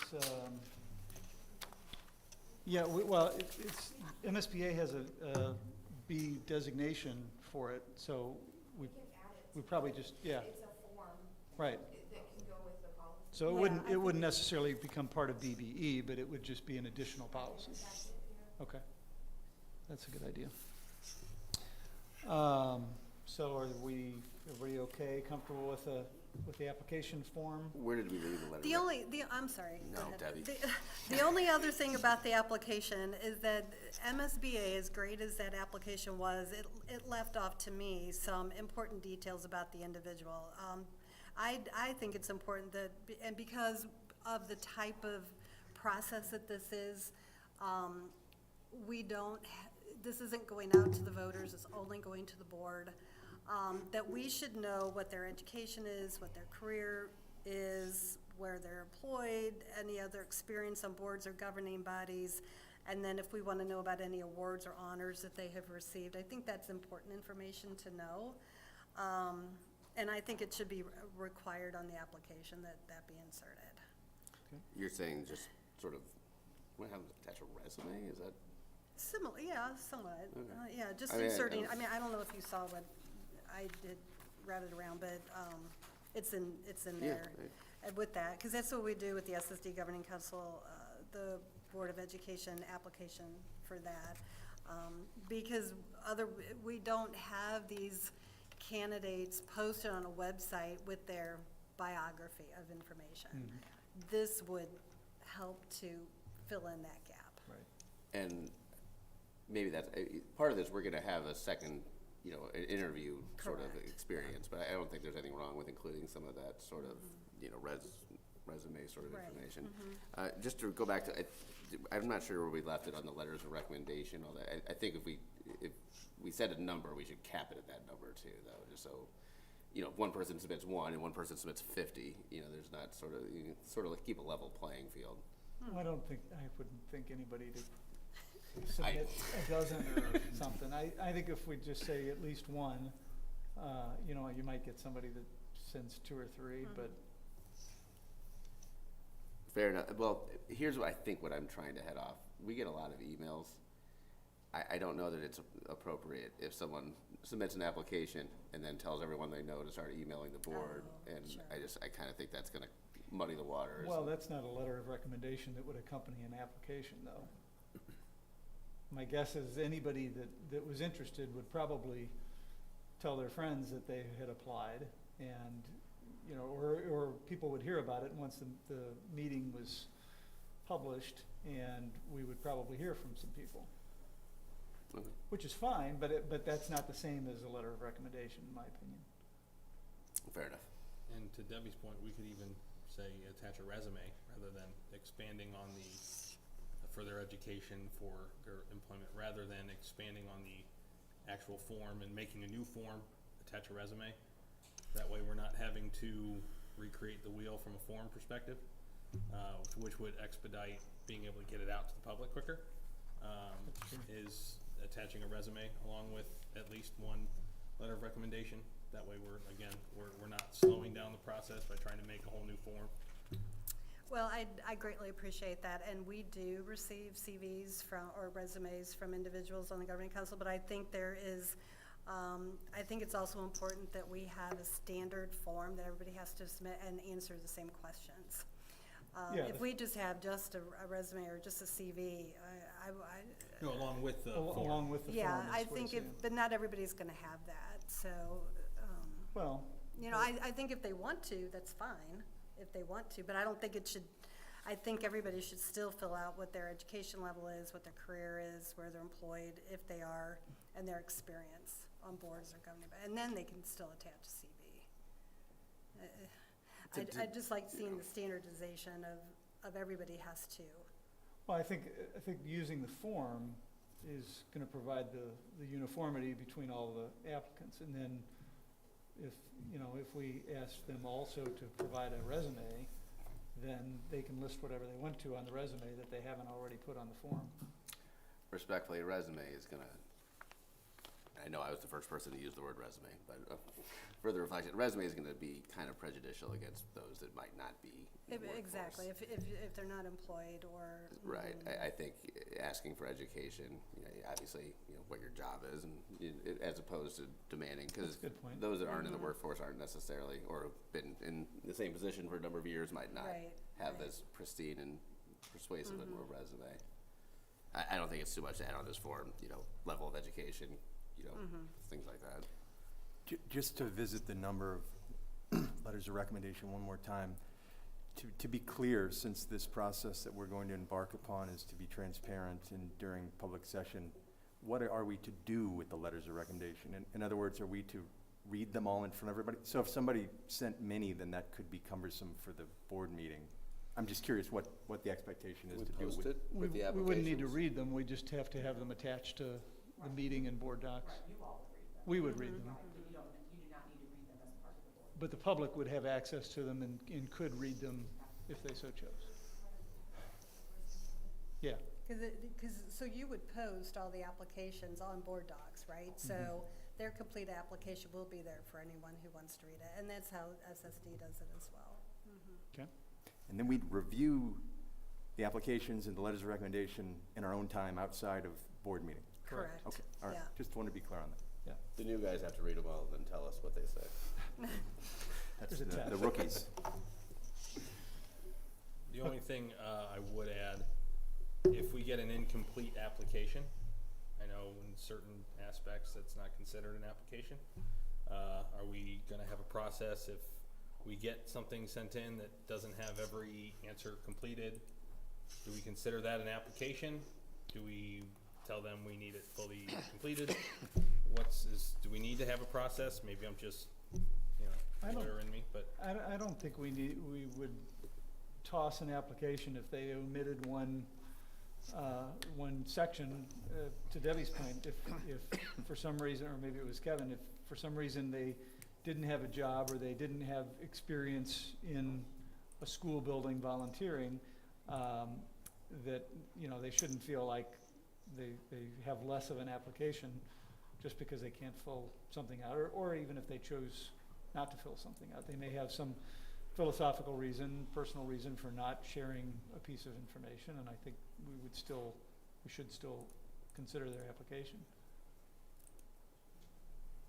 Right, but if they fill out and just put their name and nothing else, I think that's. We need to know their name. Right. Yes, definitely need to know their name and address. Of all of the candidate applications that I've seen through SSD governing, that's never happened. In fact, we get volumes of editorial. So, yeah, I don't think an incomplete app, I mean, if it is, then, then that person has to speak to that during the interview process. And then we take that into consideration as part of their selection eligibility. We good on the application process? Okay. So next, let's talk about the interview process. Okay. Do we want to do it like the League of Women Voters Candidate Forum? Do we want to have a time for opening and closing statements with 2, 3, 4 same questions to each applicant? To an extent, that's going to depend on how many applicants we have. If we have one, it's going to be different than if we have 50. Well, of course. But I kind of think, well, I don't know. I've never actually hired anybody. I can keep going back to what we do in the governing council, the special school district, and that's how we follow it. And it's each person has an opportunity to. Everybody makes an opening remark. We ask the questions, and they have their closing statements. And now what we have changed over time with the SSD Governing Council is because we have 22 or 23 interviewers interviewing maybe 2 or 3 people. We don't want to go around the table with 22 people asking 3 people the same question or a number of questions. It gets rather time consuming to do that. And then sometimes people are just thinking of questions off the top of their head, then it's like, so what we have done is submitted questions ahead of time to the chairperson of the governing council, who will then ask that question of each candidate. So very similar to League of Women Voters, where you're submitting your questions, the MC is asking the question, and then the responses are made. It works very efficiently, very well. Everybody has an opportunity everybody's in the same room at the same time, so they hear the answers of the other individuals. So that's how it's done. Are the interview questions known ahead of time? No. That was The the part I was candidates do gonna not chime in. know the Yeah, questions. I The would only think- questions that they know ahead of time are what we ask them in the application, so that they can Okay. think about their responses, because it does help with trying to understand their role and what they consider to be their role as a board member in the application. I was gonna go the other way with this, and that is, I think we come up with a set number of questions, we give it to them ahead of time. I don't know that ability to extemporaneously speak eloquently is necessarily indicative of being a great board member. I mean, it's certainly a factor and it can help, but we're trying to find somebody who, you know, we believe will serve well on this board, and I think allowing them the time to process and, you know, provide a thoughtful answer as opposed to thinking on your feet. To me, I think that's a more valuable way to evaluate than the latter, but And I was also gonna add, during, you know, obviously just coming off the election, you know, all of the candidates that wanted to participate had time to talk to board members, research. I don't know if having a panel of the potential applicants is the best way to go from an appointment perspective versus the election cycle, because I think it gives an advantage to people who may not be as up to speed about Parkway, listening to people who are up to speed about Parkway. If the first person is somebody who, let's say, did a campaign and the other people are listening to that person's answers, they're at an advantage from hearing that person's answers. My thought would be to interview separately with the same questions. That way, nobody is at an advantage or disadvantage.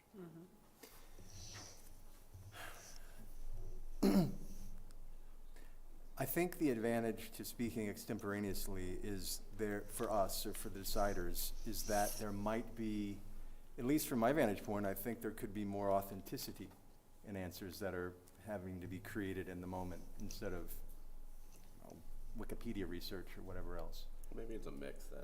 I mean, I see your point. I mean, that's the way the candidate forum goes, you know, they have a list of questions that they come up, you know, that come from both the league and also from the audience that are basically given to every person. You know, you guys know, you got the questions and you didn't know what the question was going to be in advance, and you had to come up with the answer that you came up with. And I will say there have been at least one occasion where a sitting board member was unseated by a candidate that had not had experience on the Board of Education before. So,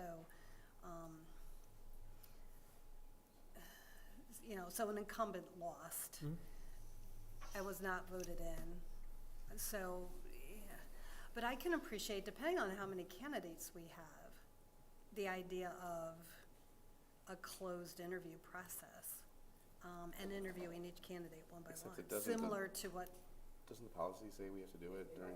You have to. Oh, that's right, you're Yeah, right. it's The policy does say you have to yeah, do it'll it be an open. So So we I- can't interview them separately. I think the way to do it perhaps is, we don't know how many people are gonna apply. You know, if it's just one, all this is moot. But depending on how many apply is gonna dictate how many questions we can do. And I think what we do is we set out a block of time, whether it's an hour, 90 minutes, whatever it is. And there's a number of questions, some of them provided ahead of time, half of them off the cuff. So you get a mix of, you know, allowing people to prepare, but also, you know, getting some authenticity. And I think for our purposes tonight, we don't need to say how many questions it is. Right. But I think it would be helpful if we said it's going to be an hour or less, or 90 minutes or less. And again, with the caveat, if it's one or two people, we can shorten it. 'Cause we're not going to make two people go for 90 minutes back and forth. But I don't know if tonight we need to have a set agenda for it, but I think something within those parameters makes sense. And then, Well, and our policy also says, I just saw this in here, under number 2, review interview process. The board may select final candidates to interview in open session, or the board may decide not to interview candidates and make a final selection from the applications. which again, if we have one person, this makes a lot of sense. So I don't know if that means we have to decide on that now, or, I don't think we The do. board will I don't think we discuss, have to decide on we that still now. have to have open session and discuss the applications. Right. Right, And then, candidates can plan interview around them. that date. Mm-hmm. Have we given you enough that we can post something, get the applications in, and determine the rest of the procedure? Once you have the form. He just needs the application Okay. form Okay. and instructions, yeah. So essentially, we want this form with a couple extra blanks for education and work experience, a deadline of May 2nd, and we want to tell applicants that they need to be available on, did we pick a day, or do we want to do that right now? Do we want to pick a date? It'd be a lot easier. All right, everybody get your calendars. You say the 11th? What about May 11? It's a Wednesday. I don't know what other events are taking place in the district is the only thing. Nikki will tell us. Get that handy dandy Parkway calendar up. I think the May closer 11. to application Oh, AP would be. exams are that day. What is? Senior final exams are that day. Wow. There's varsity high school volleyball, Nikki, you said May 11th is? fifth grade strings concert.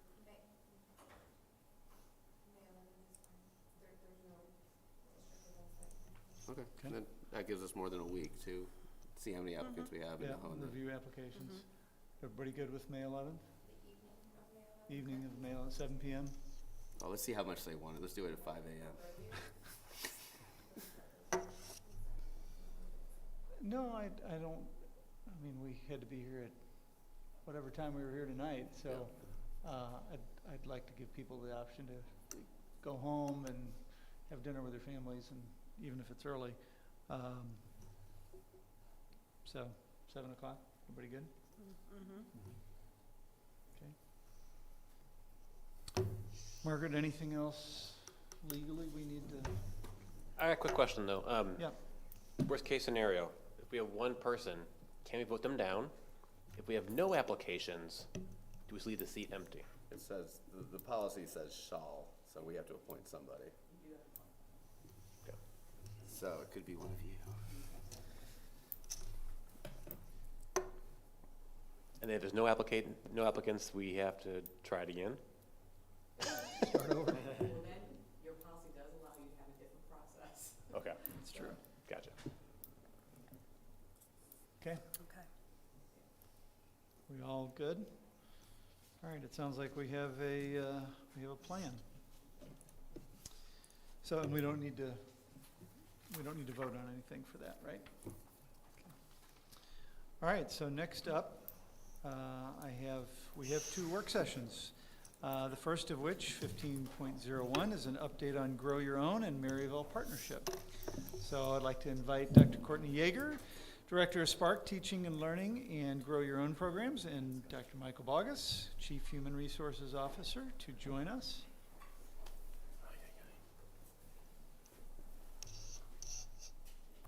And apparently Jennifer Stanfield. Surprise.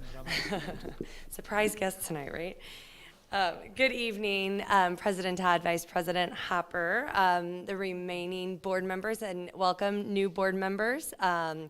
We are here tonight and thankful to provide updates on the Spark Teaching and Learning and Grow Your Own program.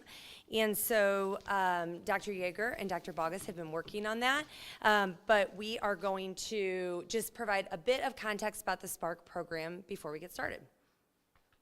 Gotta figure out.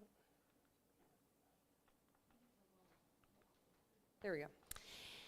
So Spark Teaching and Learning is really an opportunity for students to engage in profession-based experiences and experience the classroom before they leave high school. And so here's a picture of Kendra, one of our current Spark Teaching and Learning students, who's teaching a reading lesson at Oakbrook Elementary in the kindergarten classroom as part of Spark Teaching and Learning. So again, for those of you that may not know me, my name is Jennifer Stanfield, Director of Choice Programs, which includes our Spark program. And as we welcome new board members to the district, we did want to just take a moment to provide some context about the Spark program as a whole. So in this picture, you'll see Alina, who is one of our current teachers, student teachers, who are teaching a math lesson at Central High. So Spark is all about providing students with profession-based immersive learning experiences while they're in high school. A program launched in 2014 with our business incubator and really focuses on meaningful, mutually beneficial partnerships with industry, business, and community. Spark is a proud inaugural member of the CAPS Network, which is the Center for Advanced Professional Studies, which started in the Blue Valley School District in Overland Park, Kansas. So what feels like many years ago, a large team of Parkway administrators and board members visited Spark and CAPS and determined that this type of authentic learning was really going to be a high leverage approach to really achieving mission for our students. So we have grown now to 7 Spark strands over the past 8 years. You can see those strands here. And in 2020, we entered into a partnership with the Rockwood School District and have been inviting Rockwood students to participate in Spark as well, which has been very exciting, and we've seen growth there. Students submit an application for Spark each winter. And this year we saw a 27% increase in applications from last year to this year. That was following a 26% increase last year. So we are seeing a lot of interest. And next year we're going to have approximately 250 students spread across those 7 strands, which is extremely exciting. So regardless of the strand that students participate in, these are really the foundational pillars or core values for the Spark program. And so students really work to grow in these areas through their various experiences in their respective strands. And so I'm going to introduce Dr. Courtney Yeager. Spark Teaching and Learning began in 2016. It was one of our kind of second waves of strands, and at the conclusion of last year, Ms. Martha Ehrlich, who had been the Spark Teaching and Learning Program Director for a number of years, retired, and we have just been extremely blessed to have Courtney in this role. She has so many experiences as a teacher, adjunct faculty member, administrator, the list goes on, but I could just not wish for anyone better to be driving this work, so here she is.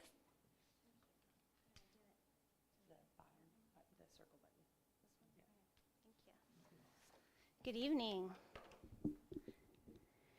Thank you for having me here tonight to talk about my 2 favorite things, Parkway students and teaching. So this is Jeremiah. He's currently working in a math classroom at Northeast Middle. In case you don't know, we are housed at Highcroft Elementary, which is right kind of in the middle of Rockwood and Parkway School District. And tonight we really want to focus on talking about partnerships. And a lot of our partnerships are here in our own district. So first of all, a huge thank you to the high schools for all getting on the same schedule, because it has been amazing for Spark. So our students come to us in the afternoon in teaching and learning, either 5th, 7th, or 6th, 8th block, and it makes a world of difference to build community and have the kids all working together. So thank you, huge thank you to the high school principals and everybody involved in those decisions. The other big thank you tonight really goes out to Parkway Transportation, Lisa Bangert, our secretary who helps us with Spark, and Trisha Thiemann in transportation. This is the first year that we've been able to use Parkway buses for our afternoon strands, and that really helps with access and equity. We have a lot of kids who use Parkway buses. They're reliable. We know that they're going to get there on time, and it's a huge organizational feat to get the kids where they're supposed to be at all times, and they do an amazing job. So, I think I went too far. Sorry. History. So, in the history of our program, we have had 58 total students go through Spark Teaching and Learning, and I was able to contact 35 of those 58, and they filled out a survey for me. 80% of those students are currently studying education or currently placed in education. This year we have 21 students. Their anticipated college graduation then will be 2026-27, and next year we're slated to have about 30. So we're really excited to have a lot of students going through the program the next couple of years. In our current Spark class, we have 4 students that want to be high school math teachers, 3 that are interested in middle school, math, facts, and ELA, 13 elementary, various roles within, and 1 person interested in becoming a preschool teacher. So like I mentioned, our partnerships are so important in this program. It really is a community effort to get these students prepared to be future teachers. We have visiting experts from various fields come and work with us, including our very own Dr. Marty, who loves to come and spend time with us, and we just love having him. He does a great lesson about the history of education. 75 teacher hosts for field experiences during second quarter. Every teacher in Highcroft is involved in this program, which is wonderful. And then we have about 30 cooperating teachers that are working with our students in quarters 3 and 4. I'm just shameless. I keep putting pictures of my kids up. I'm sorry. So I just want to scroll through really quickly so you can see these are the current teachers from all over the district working with our students. From Green Trails to Belle Reve to Oakbrook, we have students in all schools from McKelvey, some private schools, some schools in Rockwood. So it really does take a village. So just a quick thank you to all those teachers who are using their plan time and their evenings to work with our teachers who are doing student teaching. So another partnership that we're super excited about, and we have Dr. Shappy here, who will be coming up in a minute from Maryville, the Dean of the Education Department at Maryville, is our partnership with Maryville. So we worked this fall to come up with a 4-module partnership with Maryville, and this includes opportunities to work with middle school and early high school students so that they can learn from the university about financial literacy, learn about the School of Education and their mission, spend some time on their campus. As they get further along in high school, they can see their degree program, learn about university class structures. And then when they're in Spark, they can spend a half a day on campus participating in their school and society class and at least have 1 additional School of Education experience. Maryville is also very generous with the college credit that they overlay for our program. Students can earn up to 8 college credit hours for the work they do in Spark, which is amazing.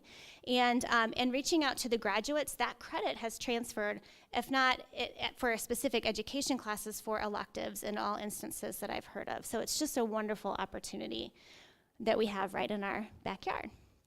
So, then the exciting part is if our graduates attend Maryville University, and working with Human Resources and Dr. Bogus, if they so choose, can be placed in Parkway for their student teaching. And Maryville's been really thoughtful in thinking about what local districts need.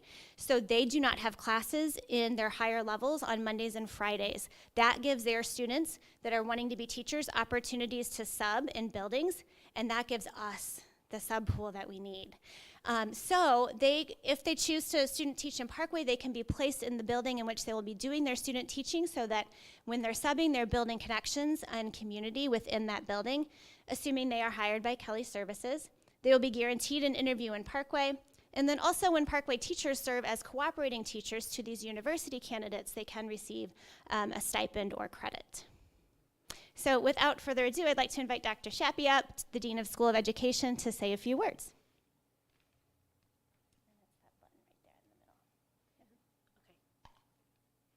Good evening. My name is Michelle Shappy, and I am the very proud Dean of the School of Education. And I'm always so impressed with how much you all know about Maryville whenever we come to do anything together. And when you talked about the generous 8 credit hours that we do let the students have or that they earn while they're in Spark, I just remember that actually happened when I was the assistant dean. I wanted to keep my foot in the door with teaching, so I kept the freshman class. And you had a student, Yasmin Galami, and if you ever encountered her, you will remember her. She is a memorable student. But anyway, she asked to see me after class one day, and she asked if she could show me what she had done in Spark. And I said, sure, let's talk about it now. And she said, no, I have 2 3-ring binders that I need to bring you. And I am talking about 2 3-ring binders like this. Long story short, it was so robust that after talking to her and then finding out a little bit more about what her experience was in Spark, I went to the dean and we increased it from 3 credit hours to 8 credit hours that the students would be able to earn when they came to us. And so we have been incredibly impressed with the Spark program ever since we became aware of it. But I will tell you, this is my 15th year at Maryville. And ever since I started as part-time, it was very evident that there was a deep and respectful relationship with Parkway in the School of Education. And I'm really happy that that has just continued to grow over the years. And so I would just like to say thank you for the partnership. We really do appreciate it. We feel like it's a win-win. We're getting quality students out of your high schools, and then we have the opportunity to train them to be teachers with your help, and then we send them back out, and then eventually a lot of them come back to us and we train them to be principals, and then they come back out. And so we've had a lot of back and forth, and actually since I've been the dean, I've hired 2 of your folks who have retired to be full-time faculty members in our program. And so I really do feel like it's a win-win program.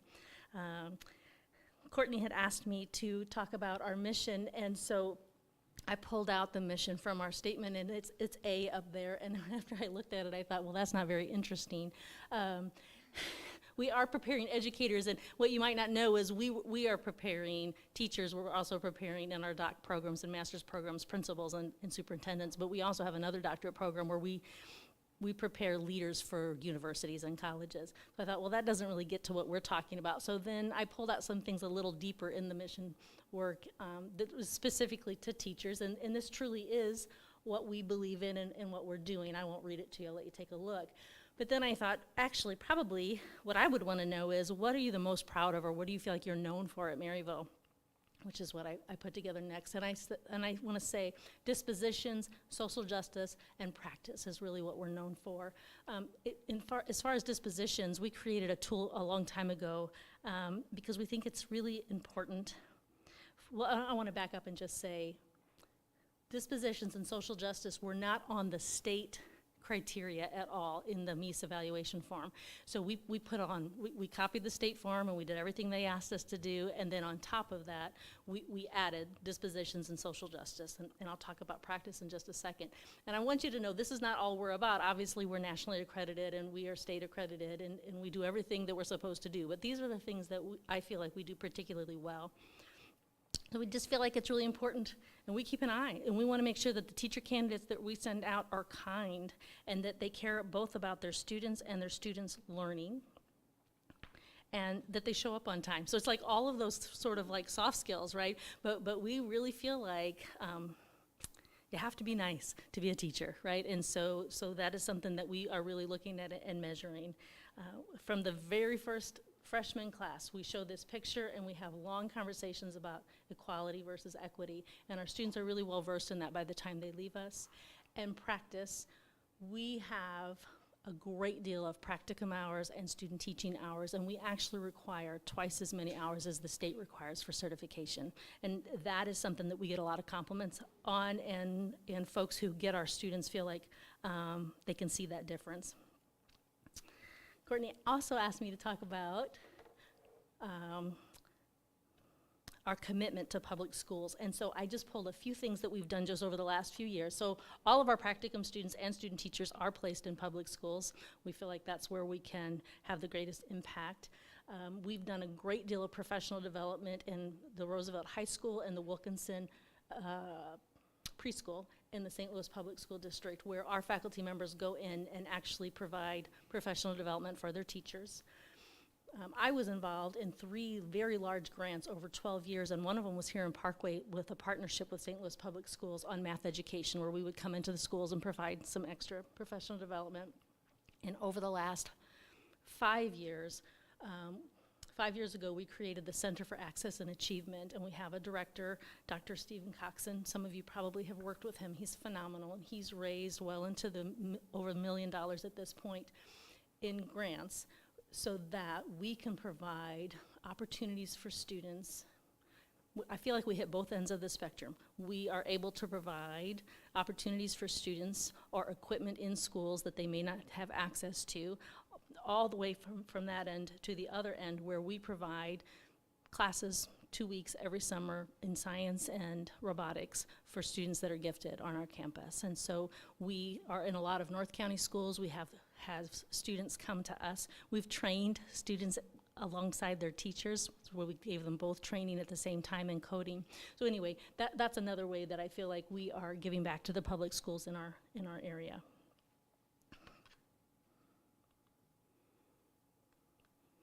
Okay, I lost there we go. And then I just want to say a couple of things about our partnership.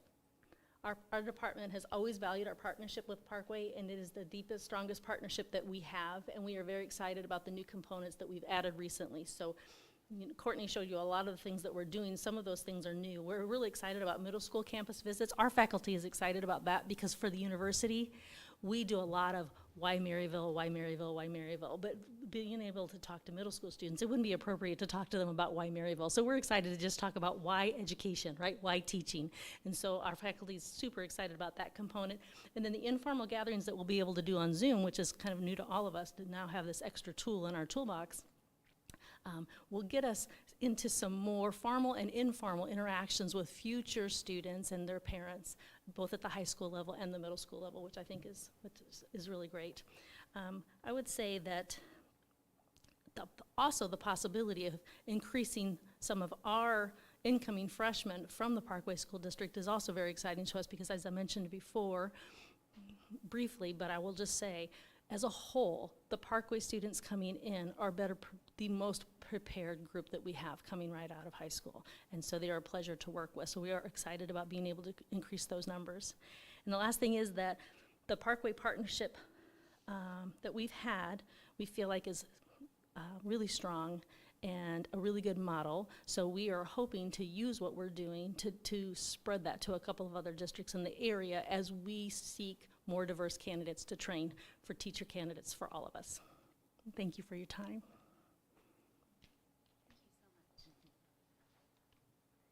Thank you so much, Dr. Shappy, for being here and for your partnership and your work. I think we can all agree that Maryville touches every district in the St. Louis area. Everybody knows somebody that went to Maryville for their graduate work or their undergraduate work and has benefited greatly. We have been working with other university partnerships as well. UMSL does overlay 3 hours of college credit and been working with a person who's specifically focusing on Grow Your Own, and his efforts are mostly in North County around UMSL, but he's been a great thinking partner with me. His name's David Stouffer of UMSL. And this year they're offering a summer leadership program, which he spoke to my students about. It's really exciting. It's 2 weeks. Students get a college credit for participating, and they even get a $500 stipend for their time. So universities are really starting to think differently about how to help with the teacher shortage, and it's been really great to learn alongside. We also have partnership with Lindenwood. Recently, Dr. Stanfield and I went to meet with several stakeholders at Lindenwood, and we're looking at developing that partnership more. So what we have learned in thinking through all these wonderful things that the universities are offering and all of the work the state has put out specific to Grow Your Own initiatives is we really need to start making touch points with students earlier in their career. Sometimes when they get to be a junior and senior, they have missed out on some courses that would have helped them or some college credits they could have earned or ways that could make their education more affordable so they feel confident going into teaching without a lot of college debt. So we have started our Grow Your Own experience, starting with the class of 2026 current 8th graders who will be 9th graders next year. Beginning this summer, I have a cohort of about 22 students that came recommended from their 8th grade teachers. And we are going to be working on starting a district-wide Educators Rising Club that will meet virtually and in the evenings a couple times this summer, and then in certain ACLAB modules next year. Educators Rising is the organization we're using. It is approved by the CTE community, and it also is part of our NEA organization, so it's a great partnership there. And this is how the core principles of SPARK align with Ed Rising. We are also going to have different summer experiences this year where students can choose one of these weeks to come and learn alongside me at summer school. So they'll be working with children and summer school teachers. And then we will also start our meetings with some local universities and get the kids on campus, get them learning about A+, four-year university comparisons, the benefits of entering this wonderful field that we are all a part of. And then as they participate in some of the Grow Your Own experiences, we also have opportunities to pay students for their talents by working as high school helpers in our summer school program moving forward. Which brings us to future plans. This is Dr. Bogus. Good evening. I guess before I begin with data and our grant, I want to put in concept the time frame. 18 months ago, Dr. Marty and I met with people around the state regarding Grow Your Own. And then we went to Courtney and to Jennifer and to Kevin Beckner and said, this is something we need to do. And what you've heard up till now has been born over the last 18 months. And when you look at something that's going to do wonderful things for our district, for our students, when you have the foundation of knowing it's the right thing, it's amazing what can be accomplished in a very short amount of time. And so I want to talk to you a little bit about data and our grants. And so as you see on the screen, goal 2 for our strategic plan is really bringing to the district a diverse community of teachers to mirror our students. And so as I look at this data and I share it with you, the column on the right is our January data for our students, 19,750 students, and how it is broken down by male, female, white, black, Hispanic, and other. And on the left side, you'll see our staff. I'm excited to bring back this chart to the board next year as we are hiring both teachers and administrators with the goal of 2 in mind, of bringing to the district a diverse population of educators to mirror what our community is showing us in this data. And so as you look at that with Grow Your Own, all right, I got it now. 2 grants were available to us, and the first one, Recruit and Retain.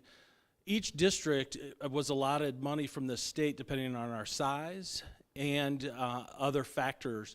Parkway received $605,000. Of that, we have, Patty and I shared with the board in a memo in previous meetings, we talked about earmarking $500,000 of that to go towards social and emotional needs of our staff. That was one of the criteria for this grant. And so partnering with finance and Patty for the $2.5 million to add to this $500,000 allowed us to be able to do stipends for all of our staff. And so to date, we have 2,392 of our staff members have completed the training to do the modules for social and emotional health. We have 35 employees that have not completed that yet. That is amazing. Though I don't have those names, finance keeps track of that, and they are sending emails to those 35 people just to remind them that the stipend is still there and available for them to complete modules regarding the social and emotional health of our staff to receive their stipend. Of that remaining is $105,000. And so as we sit and talk about how do we help our students who are going to become educators and how do we honor their work in the Grow Your Own program, we partnered with Parkway Alumni Association to create a 501c3 to put this money into an account with our Alumni Association. For us to look at how best to give back money to those candidates that might need student loan help or available positions that we have in the district that are hard to fill. And so we're in the process of working with legal to see what are the parameters of what we can do.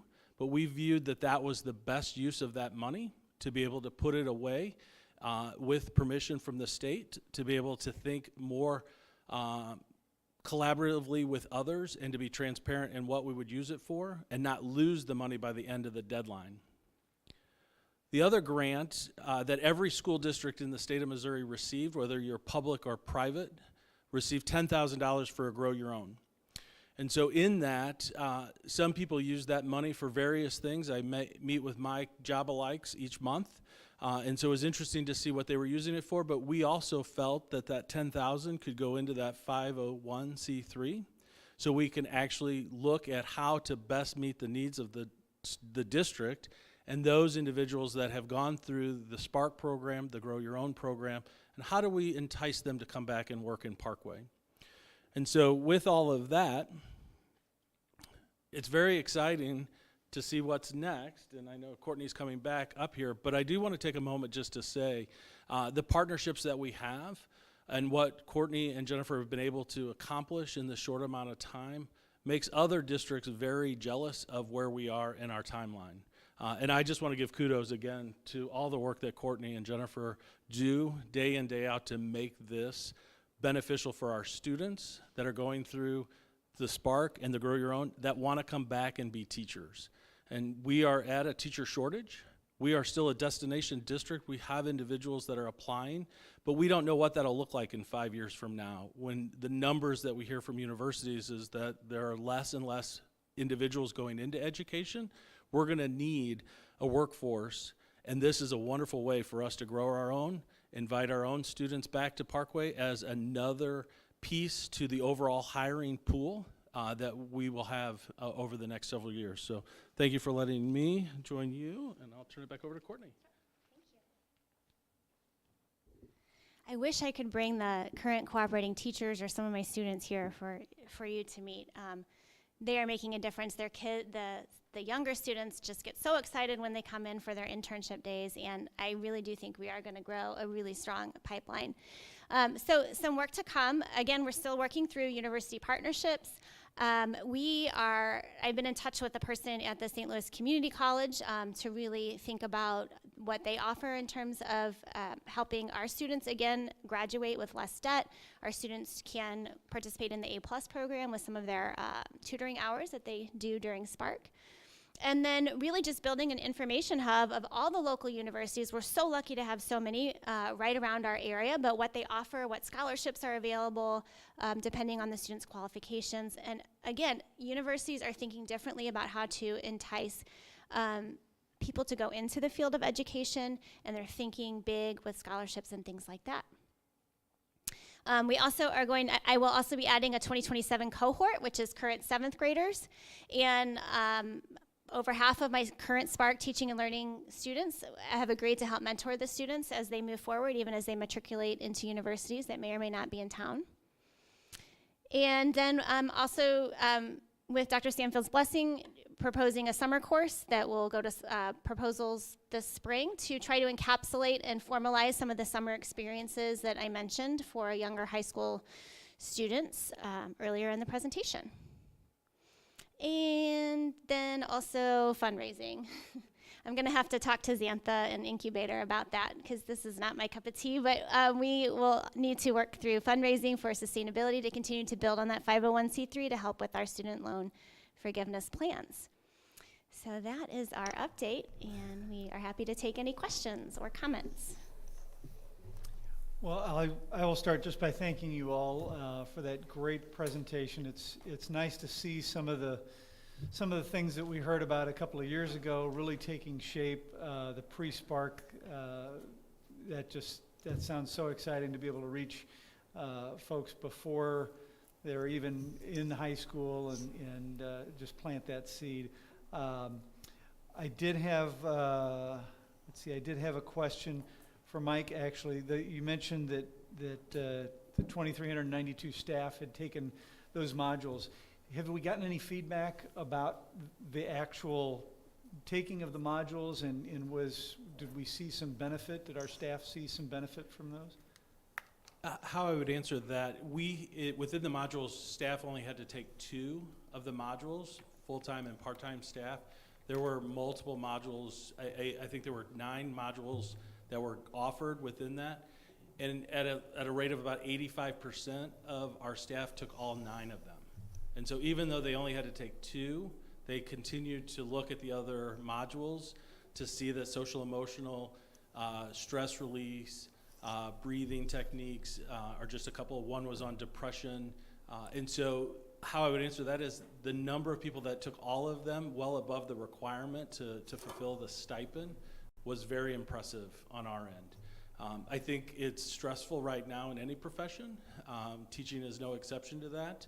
We have a great partnership with PNEA to where we have conversations often to try to get a pulse of where staff are in that, and also talking with our principals who also work with staff members in their faculty meetings and other professional development to be mindful of having the conversations of social emotional health and being in tune with the needs of our staff.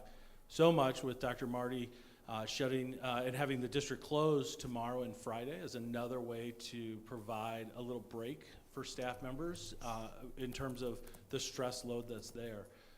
I know that would be something that would be wonderful in all professions. It works well in ours to be able to do that, to provide another level of support for our staff. Awesome, thank you. And the only other thing I'd add is I graduated from Maryville, so go Saints. My doctorate at Maryville. Yeah, yeah. Jeff, I can't help myself here. Mike talked a little bit about how fast we move.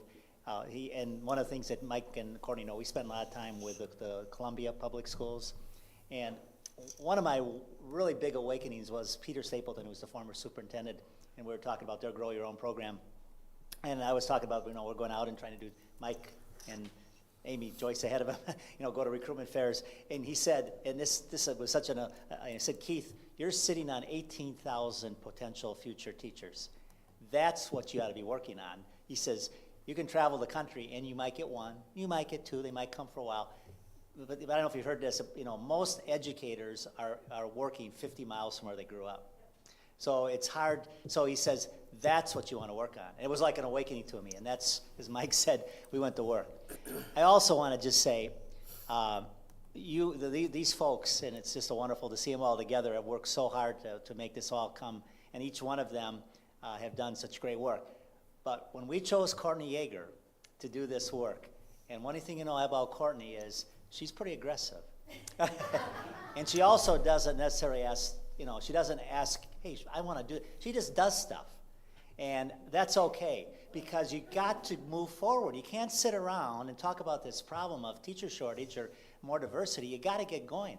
And look what Courtney has done, and not alone, obviously working with Maryville, working with Jennifer, working with Mike. But Courtney, I just got to say, and you confirmed tonight, man, what you have done in a short period of time, just being out there and I know going to the classroom, the students, her rapport and her work with the students is just such a delight. But she also knows how to deal with people. She knows how to go to universities, right, Doctor? And she has those connections, and she's also going other places. We are not going to solve. People keep talking. I go to conferences. We talk and talk and talk. But you got to do something about it. You can't just say we got the shortage. You have to go to work, and I think we're doing that, and we're going to start getting people. And thanks to you, Maryville, for another partnership. We have so many with Maryville, and we really appreciate your stepping up and really helping us through this. So I'm delighted. I just am just thrilled. And Mike said it best. I just can't imagine 18 months ago to think where we'd be today. And thank all of you, but Courtney, particularly you. Your leadership has been wonderful. Thank you so much. I'm blushing. I did want to say that I'm so thankful for my former colleagues in middle school, the 8th grade teachers. When they nominated students for the Grow Your Own, they wrote why and knew that I was going to share that with parents and students. And the response, the emotion that parents felt about a teacher saying, I think that your child would be a great teacher because they exhibit X, Y, and Z quality, and we hadn't thought about it before, but we want to learn more, was so powerful. And again, it goes back to our teachers being awesome advocates for the field as well, and promoting and encouraging students who maybe didn't think of the profession to do so. So I thank you too with your payday notes and your leadership and continuing to encourage our teachers to do that. I think that makes a huge difference, so thank you. And I'll just segue from what Dr. Marty just said too. I had attended a Missouri School Board Association workshop a number of years ago, and went to a workshop specifically on this topic. And we were told right then that because of the teacher shortage, and it was frightening to see the number of people getting out of education. And that we were told, if your school district is not doing a Grow Your Own program, you're making a huge mistake. So we, as a board, I think we need to continue to support this, and I'm so happy to see that it's trickling down to the middle school level, because you're absolutely right. I think all of our Spark programs need to trickle down to the middle school level. And I'm happy to hear that we're actually getting nominations from teachers so that kids aren't just sitting around, not knowing how to get into that program. One question that I do have, I think I only have, so that was one question, was how do you identify the students to go through the program? And then the other question too is, are there opportunities for students to pursue or to look into the idea of special education in addition to general education? Yeah, so this particular year, like I said, I sent our data about the mismatch between our student population and our teacher population in terms of making sure our teacher population matches our student population. I asked teachers to think critically about the people in their class and who might be a great candidate for coming back and teaching in Parkway 10 years from now or 8 years from now. So I did, but anybody is welcome. I have had a couple other people reach out and say, oh, how do I get involved in that? I heard, my friend said that she's going to do this program. So everybody is welcome, but we had to start somewhere. Right. So I ended up getting, like I said, I think 42 nominations, and over half of those want to participate in the program. And I will keep communicating with those that don't as they go into high school and think about it some more. To the second part about special education, everybody in Spark does do a rotation with this. We have wonderful special educators all over the district, but at Highcroft, they do field experiences where they get to experience every grade level, every special, and work with our special educators at Highcroft. So I have had some students that want to continue to do that, and they are specializing in that when they go to the university. So yes, we love working with our special school district as well. Of course, there are things confidential and personal that they can't know about, but the high school students, when they're working with students, but they follow the teacher's lead, and it's worked out great. Yeah, great, thank you. Just real fast, being the parent of a Spark Teaching and Learning graduate, did she reply to the survey? Yes. Good, okay, because she's still in it. Right. Yes, and also helped me find other people. Very good. But just the fact that, like Debbie said, the numbers at the state level are very, very troubling. And I think you guys are doing a great job getting ahead of it. And for my daughter, she still has Parkway on the list when she graduates. So something's going good. And I'm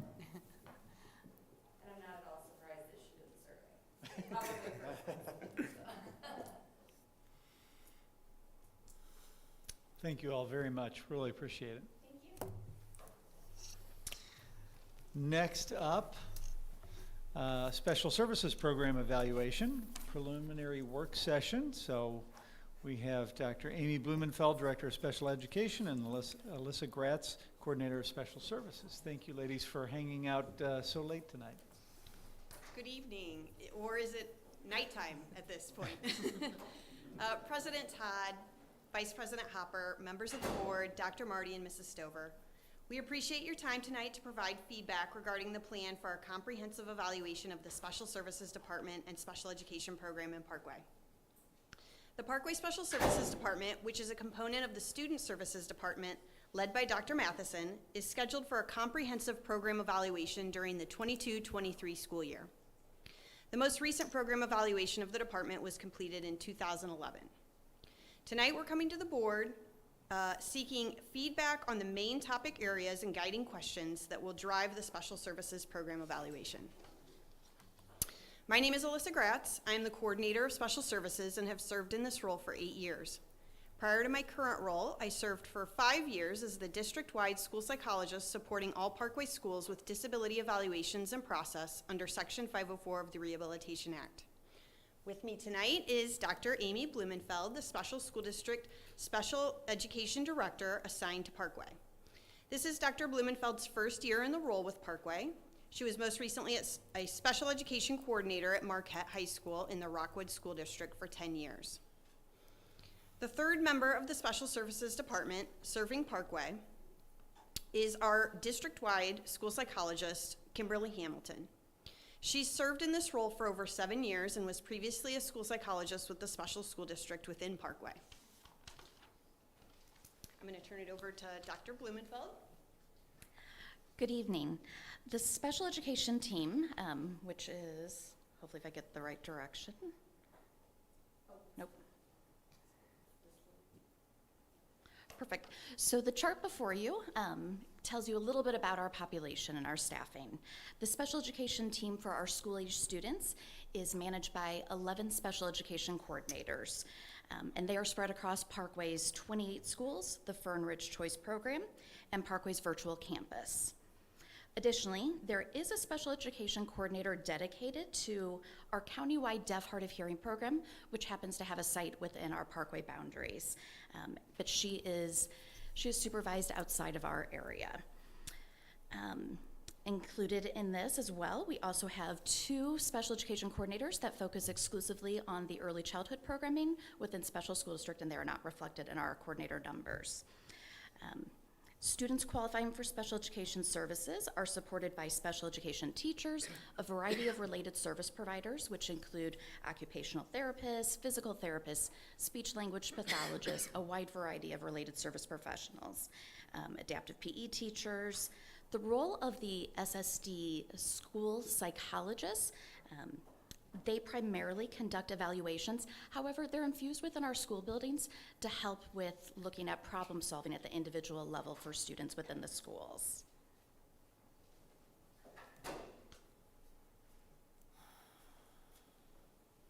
Dr. Blumenfeld, Mrs. Hamilton, and I all work closely with building leaders and a wide variety of department leaders throughout Parkway and SSD to ensure students with disabilities are receiving what they need to be successful in school.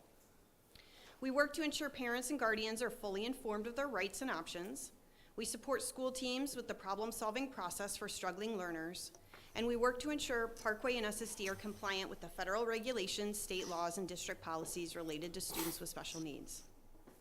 2 federal disability laws directly apply to public school students. The Individuals with Disabilities Education Act ensures students who are eligible for and require special education services have access to those services, programs, and specialized staff through an individualized education plan, an IEP. Section 504 of the Rehabilitation Act of 1973 was the first federal civil rights law enacted to protect people with disabilities from discrimination.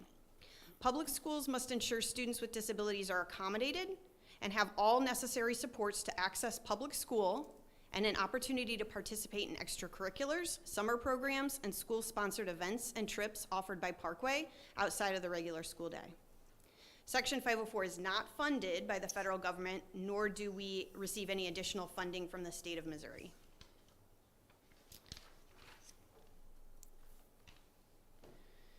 Students living with a range of medical, mental health, mobility, vision, hearing, and developmental challenges are serviced by the many specialists in Parkway and SSD. Approximately 20% of Parkway students, K to 12, currently qualify for special education services or a Section 504 plan. Additionally, special education services are provided by the SSD to approximately 200 young children with developmental delays through Parkway's preschool program.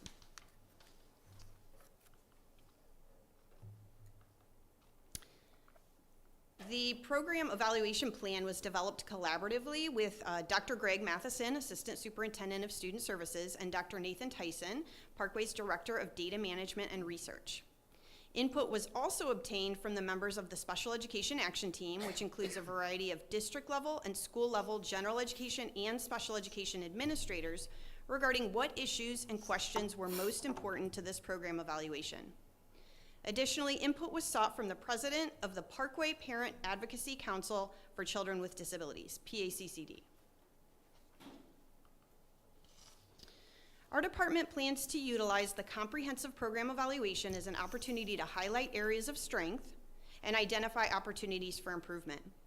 The goal of ensuring all students are capable, confident, caring, and curious is a lofty one, but we believe it's possible and are committed to continuous improvement on behalf of students with disabilities to reach that goal. The guiding questions, which I will review on the next slides, were grouped into areas of focus, which are types of services and supports provided, student and faculty profile, compliance with federal and state disability laws, student outcomes, equity, use of finances, support for staff. In addition to the areas of focus, the final evaluation presentation will include updates on the outcomes of the 2011 Special Services Program evaluation recommendations and identification of areas for growth and improvement moving forward. Parent feedback, student performance data, staff input, regional, state, and national disability data, and information from experts in the field of educational services and supports for students with disabilities will be gathered and included in the final report.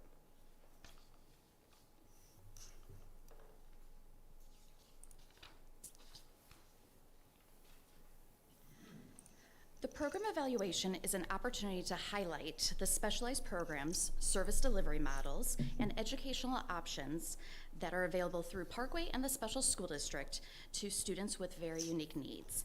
Our guiding questions in this area are: what types of services and supports are currently provided directly or indirectly for Parkway students with disabilities? How does this compare to other districts in our region, state, and/or county? And how many students attend schools other than their neighborhood school per their IEP or 504 team placement? Would increases in staff training and capacity allow more students to stay within their neighborhood school with all their specialized needs being met? As well as, are our programs meeting quality indicators for students? When we return to the board for the final program evaluation presentation next spring, we feel it's important to provide details on the number of students served over the past 5 years and the nature of their student needs, including an analysis of disability numbers for each eligibility category. Comparison to districts in our area, state data, and national statistics will provide a framework for understanding the scope of specialized programs and services being provided in Parkway and elsewhere.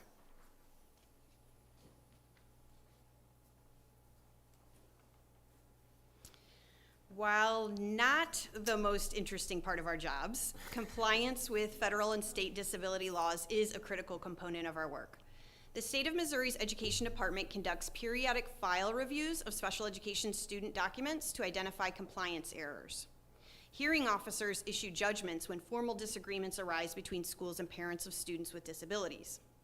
The U.S. Department of Education's Office for Civil Rights Division conducts investigations when allegations of disability discrimination are made under Section 504. We feel a comprehensive review of the information and data gained from these compliance departments will assist us with identifying what we are doing correctly and areas we may need to improve. So we believe this may be the most important component of the program evaluation, and it's the guiding light in our daily work, student success. Not only will we review educational performance data, but we will also gather feedback from parents and students to gauge how well we are supporting and serving students with disabilities on their path to achieve their individualized goals. Across the nation, it has become evident that students of color are disproportionately identified as having a disability in need of special education services in some categories, such as emotional disturbance and intellectual disability, while underrepresented in other categories, such as autism. Parkway is no exception, and the Special Education Action Team has been working to identify causes and solutions to this issue for multiple years. Regarding Section 504, there may be an issue of under-identification due to limited resources to evaluate all students who may qualify. We will include data specific to Parkway, comparison to local, state, and national data, and a comprehensive review of the work done to address this issue over the last decade. Goal 3 of Parkway's strategic plan is to responsibly and efficiently allocate resources, including finances, facilities, personnel, and time. With this goal in mind, we plan to provide the board with an accounting of both special education and general education funds used to support students with disabilities. The specialized staff members who support students with a wide variety of health, learning, developmental, and mental health needs are the key to student success.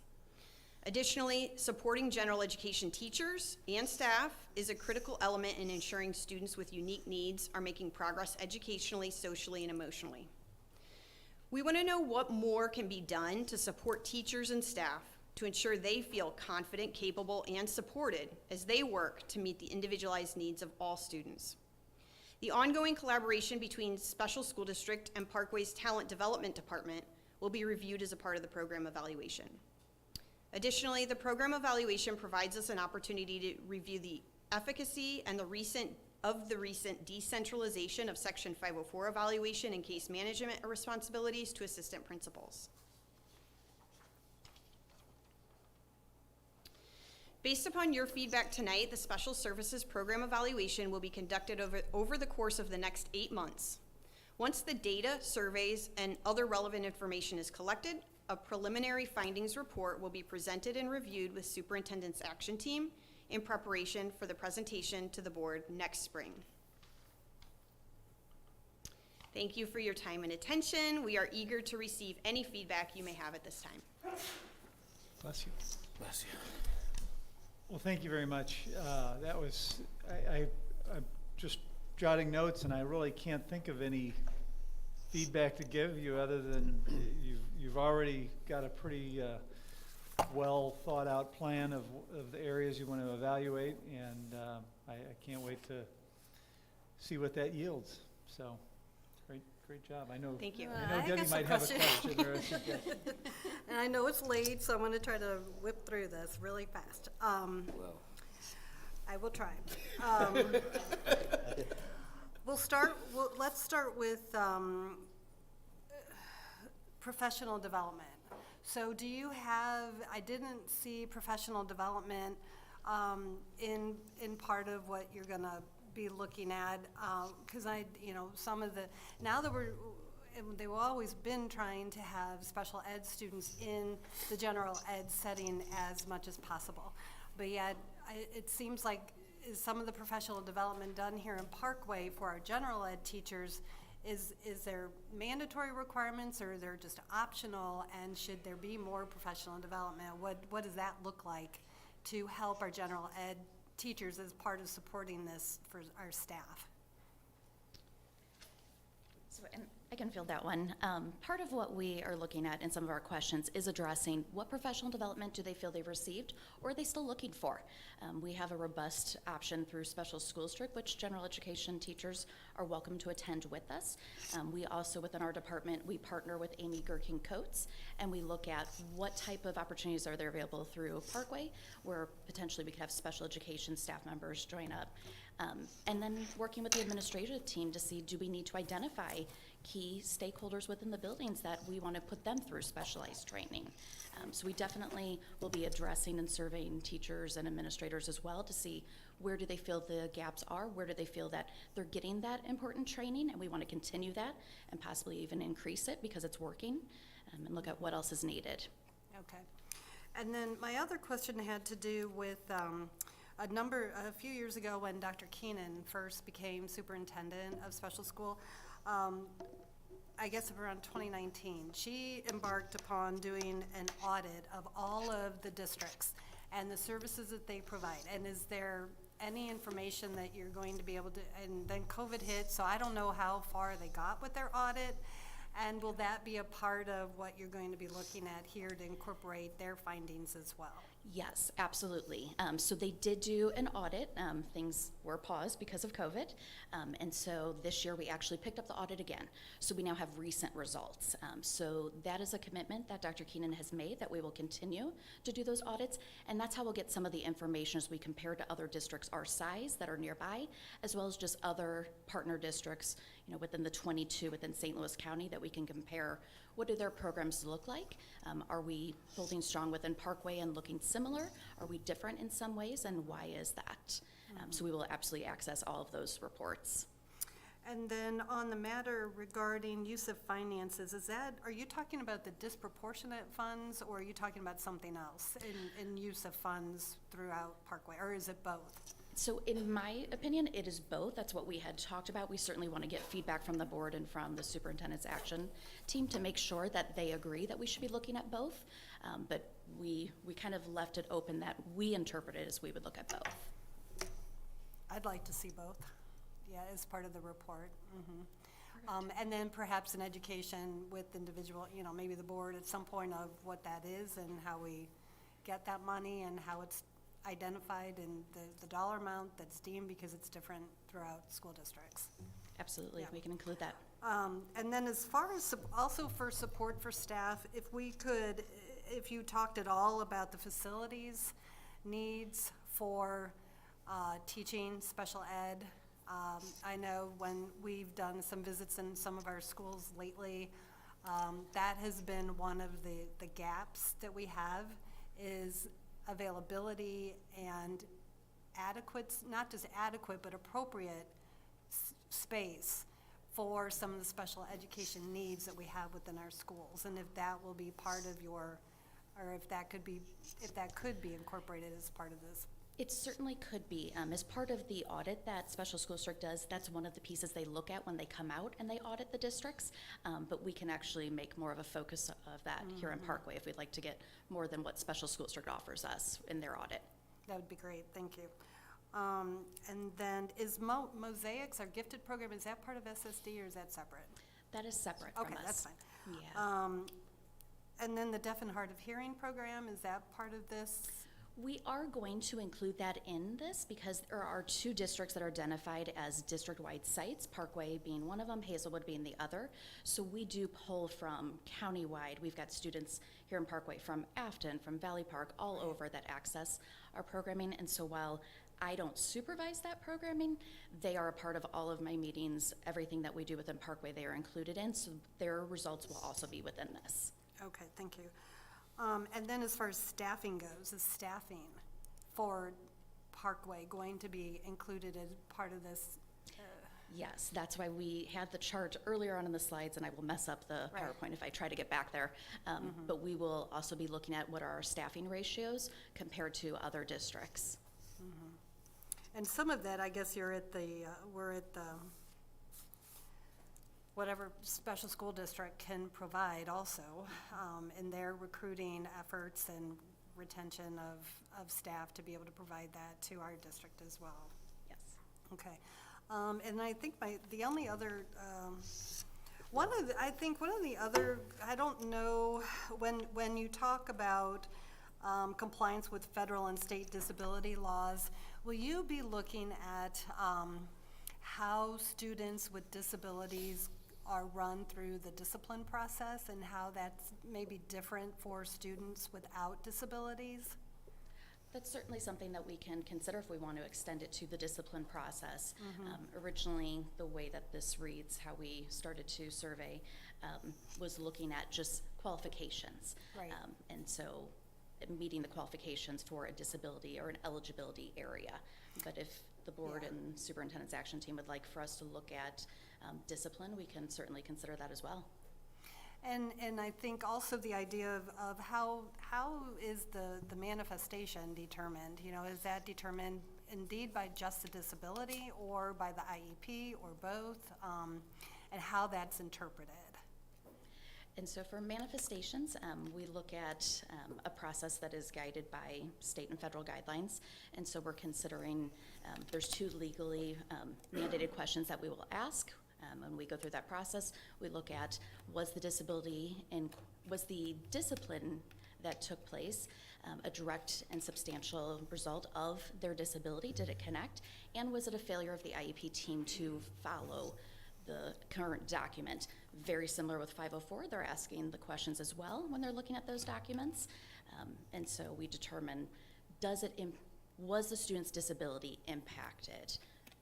And that caused the discipline. So we can certainly delve a little deeper into, again, those discipline practices and look at how we are conducting those meetings.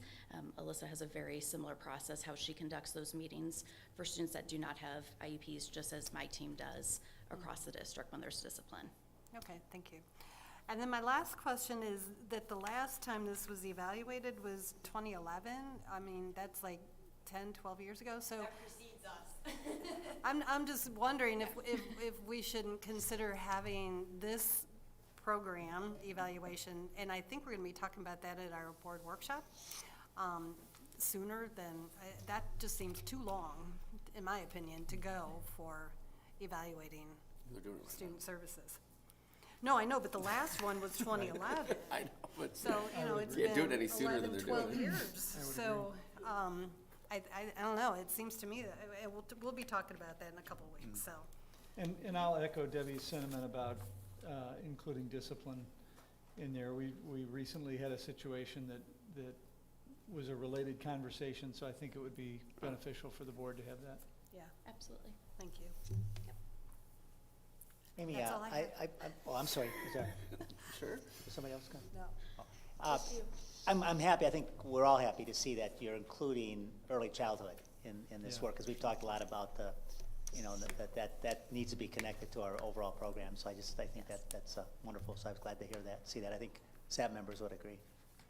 Perfect. Yeah, we'll make sure we include them and get those numbers in there. They were reflected in the IEP numbers, not in our staffing Right. chart, but we'll make sure we get a full review of their programming as well as they are housed within our district. One other item that I did underline that I just noticed, and perhaps this will be part of your evaluation, but where it talks about our assistant principals are now designated as the Building 504 coordinators. Are you going to look at that to see, does that still make sense, and is it working? Absolutely, yes. That will be a component of the evaluation. Okay, thank you. Just to that point, and I did want to point out, and I'm so happy Alyssa's here tonight. A couple years ago, we made that decision because, poor Alyssa, I don't know, you were just like, you know, you were just overwhelmed, worry. So that decision to have our assistant principals participate in that was we got so far behind that we were not meeting.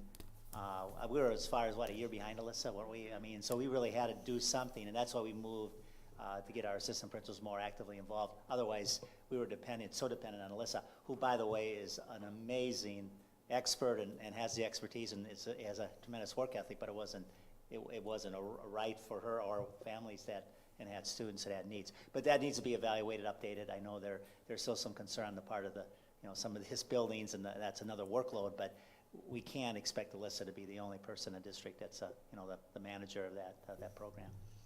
And I just want to compliment Alyssa for all her work over the years, and she takes on so much. And I also want to compliment Amy Blumenfeld, Dr. Blumenfeld. This is her first year in the district, and I just want to say, as I said earlier about Courtney Yeager, she's taken on a lot of tough topics. It's been a tough year, so I just want to congratulate her and thank her for all the work. I know Dr. Matheson would agree, and Dr. Matheson worked with her for a number of years at Marquette, so he's had a wonderful relationship with her, and we're glad to have her in the district. So thank both of you. Okay, thank you all very much. Thank you. Okay, so I know when we set our calendar of board meetings about a year ago or so, we didn't plan on this being the night before everybody was going to be off. Not everybody. So thank you all for sticking with us so late tonight, and I hope you really enjoy your extended weekend.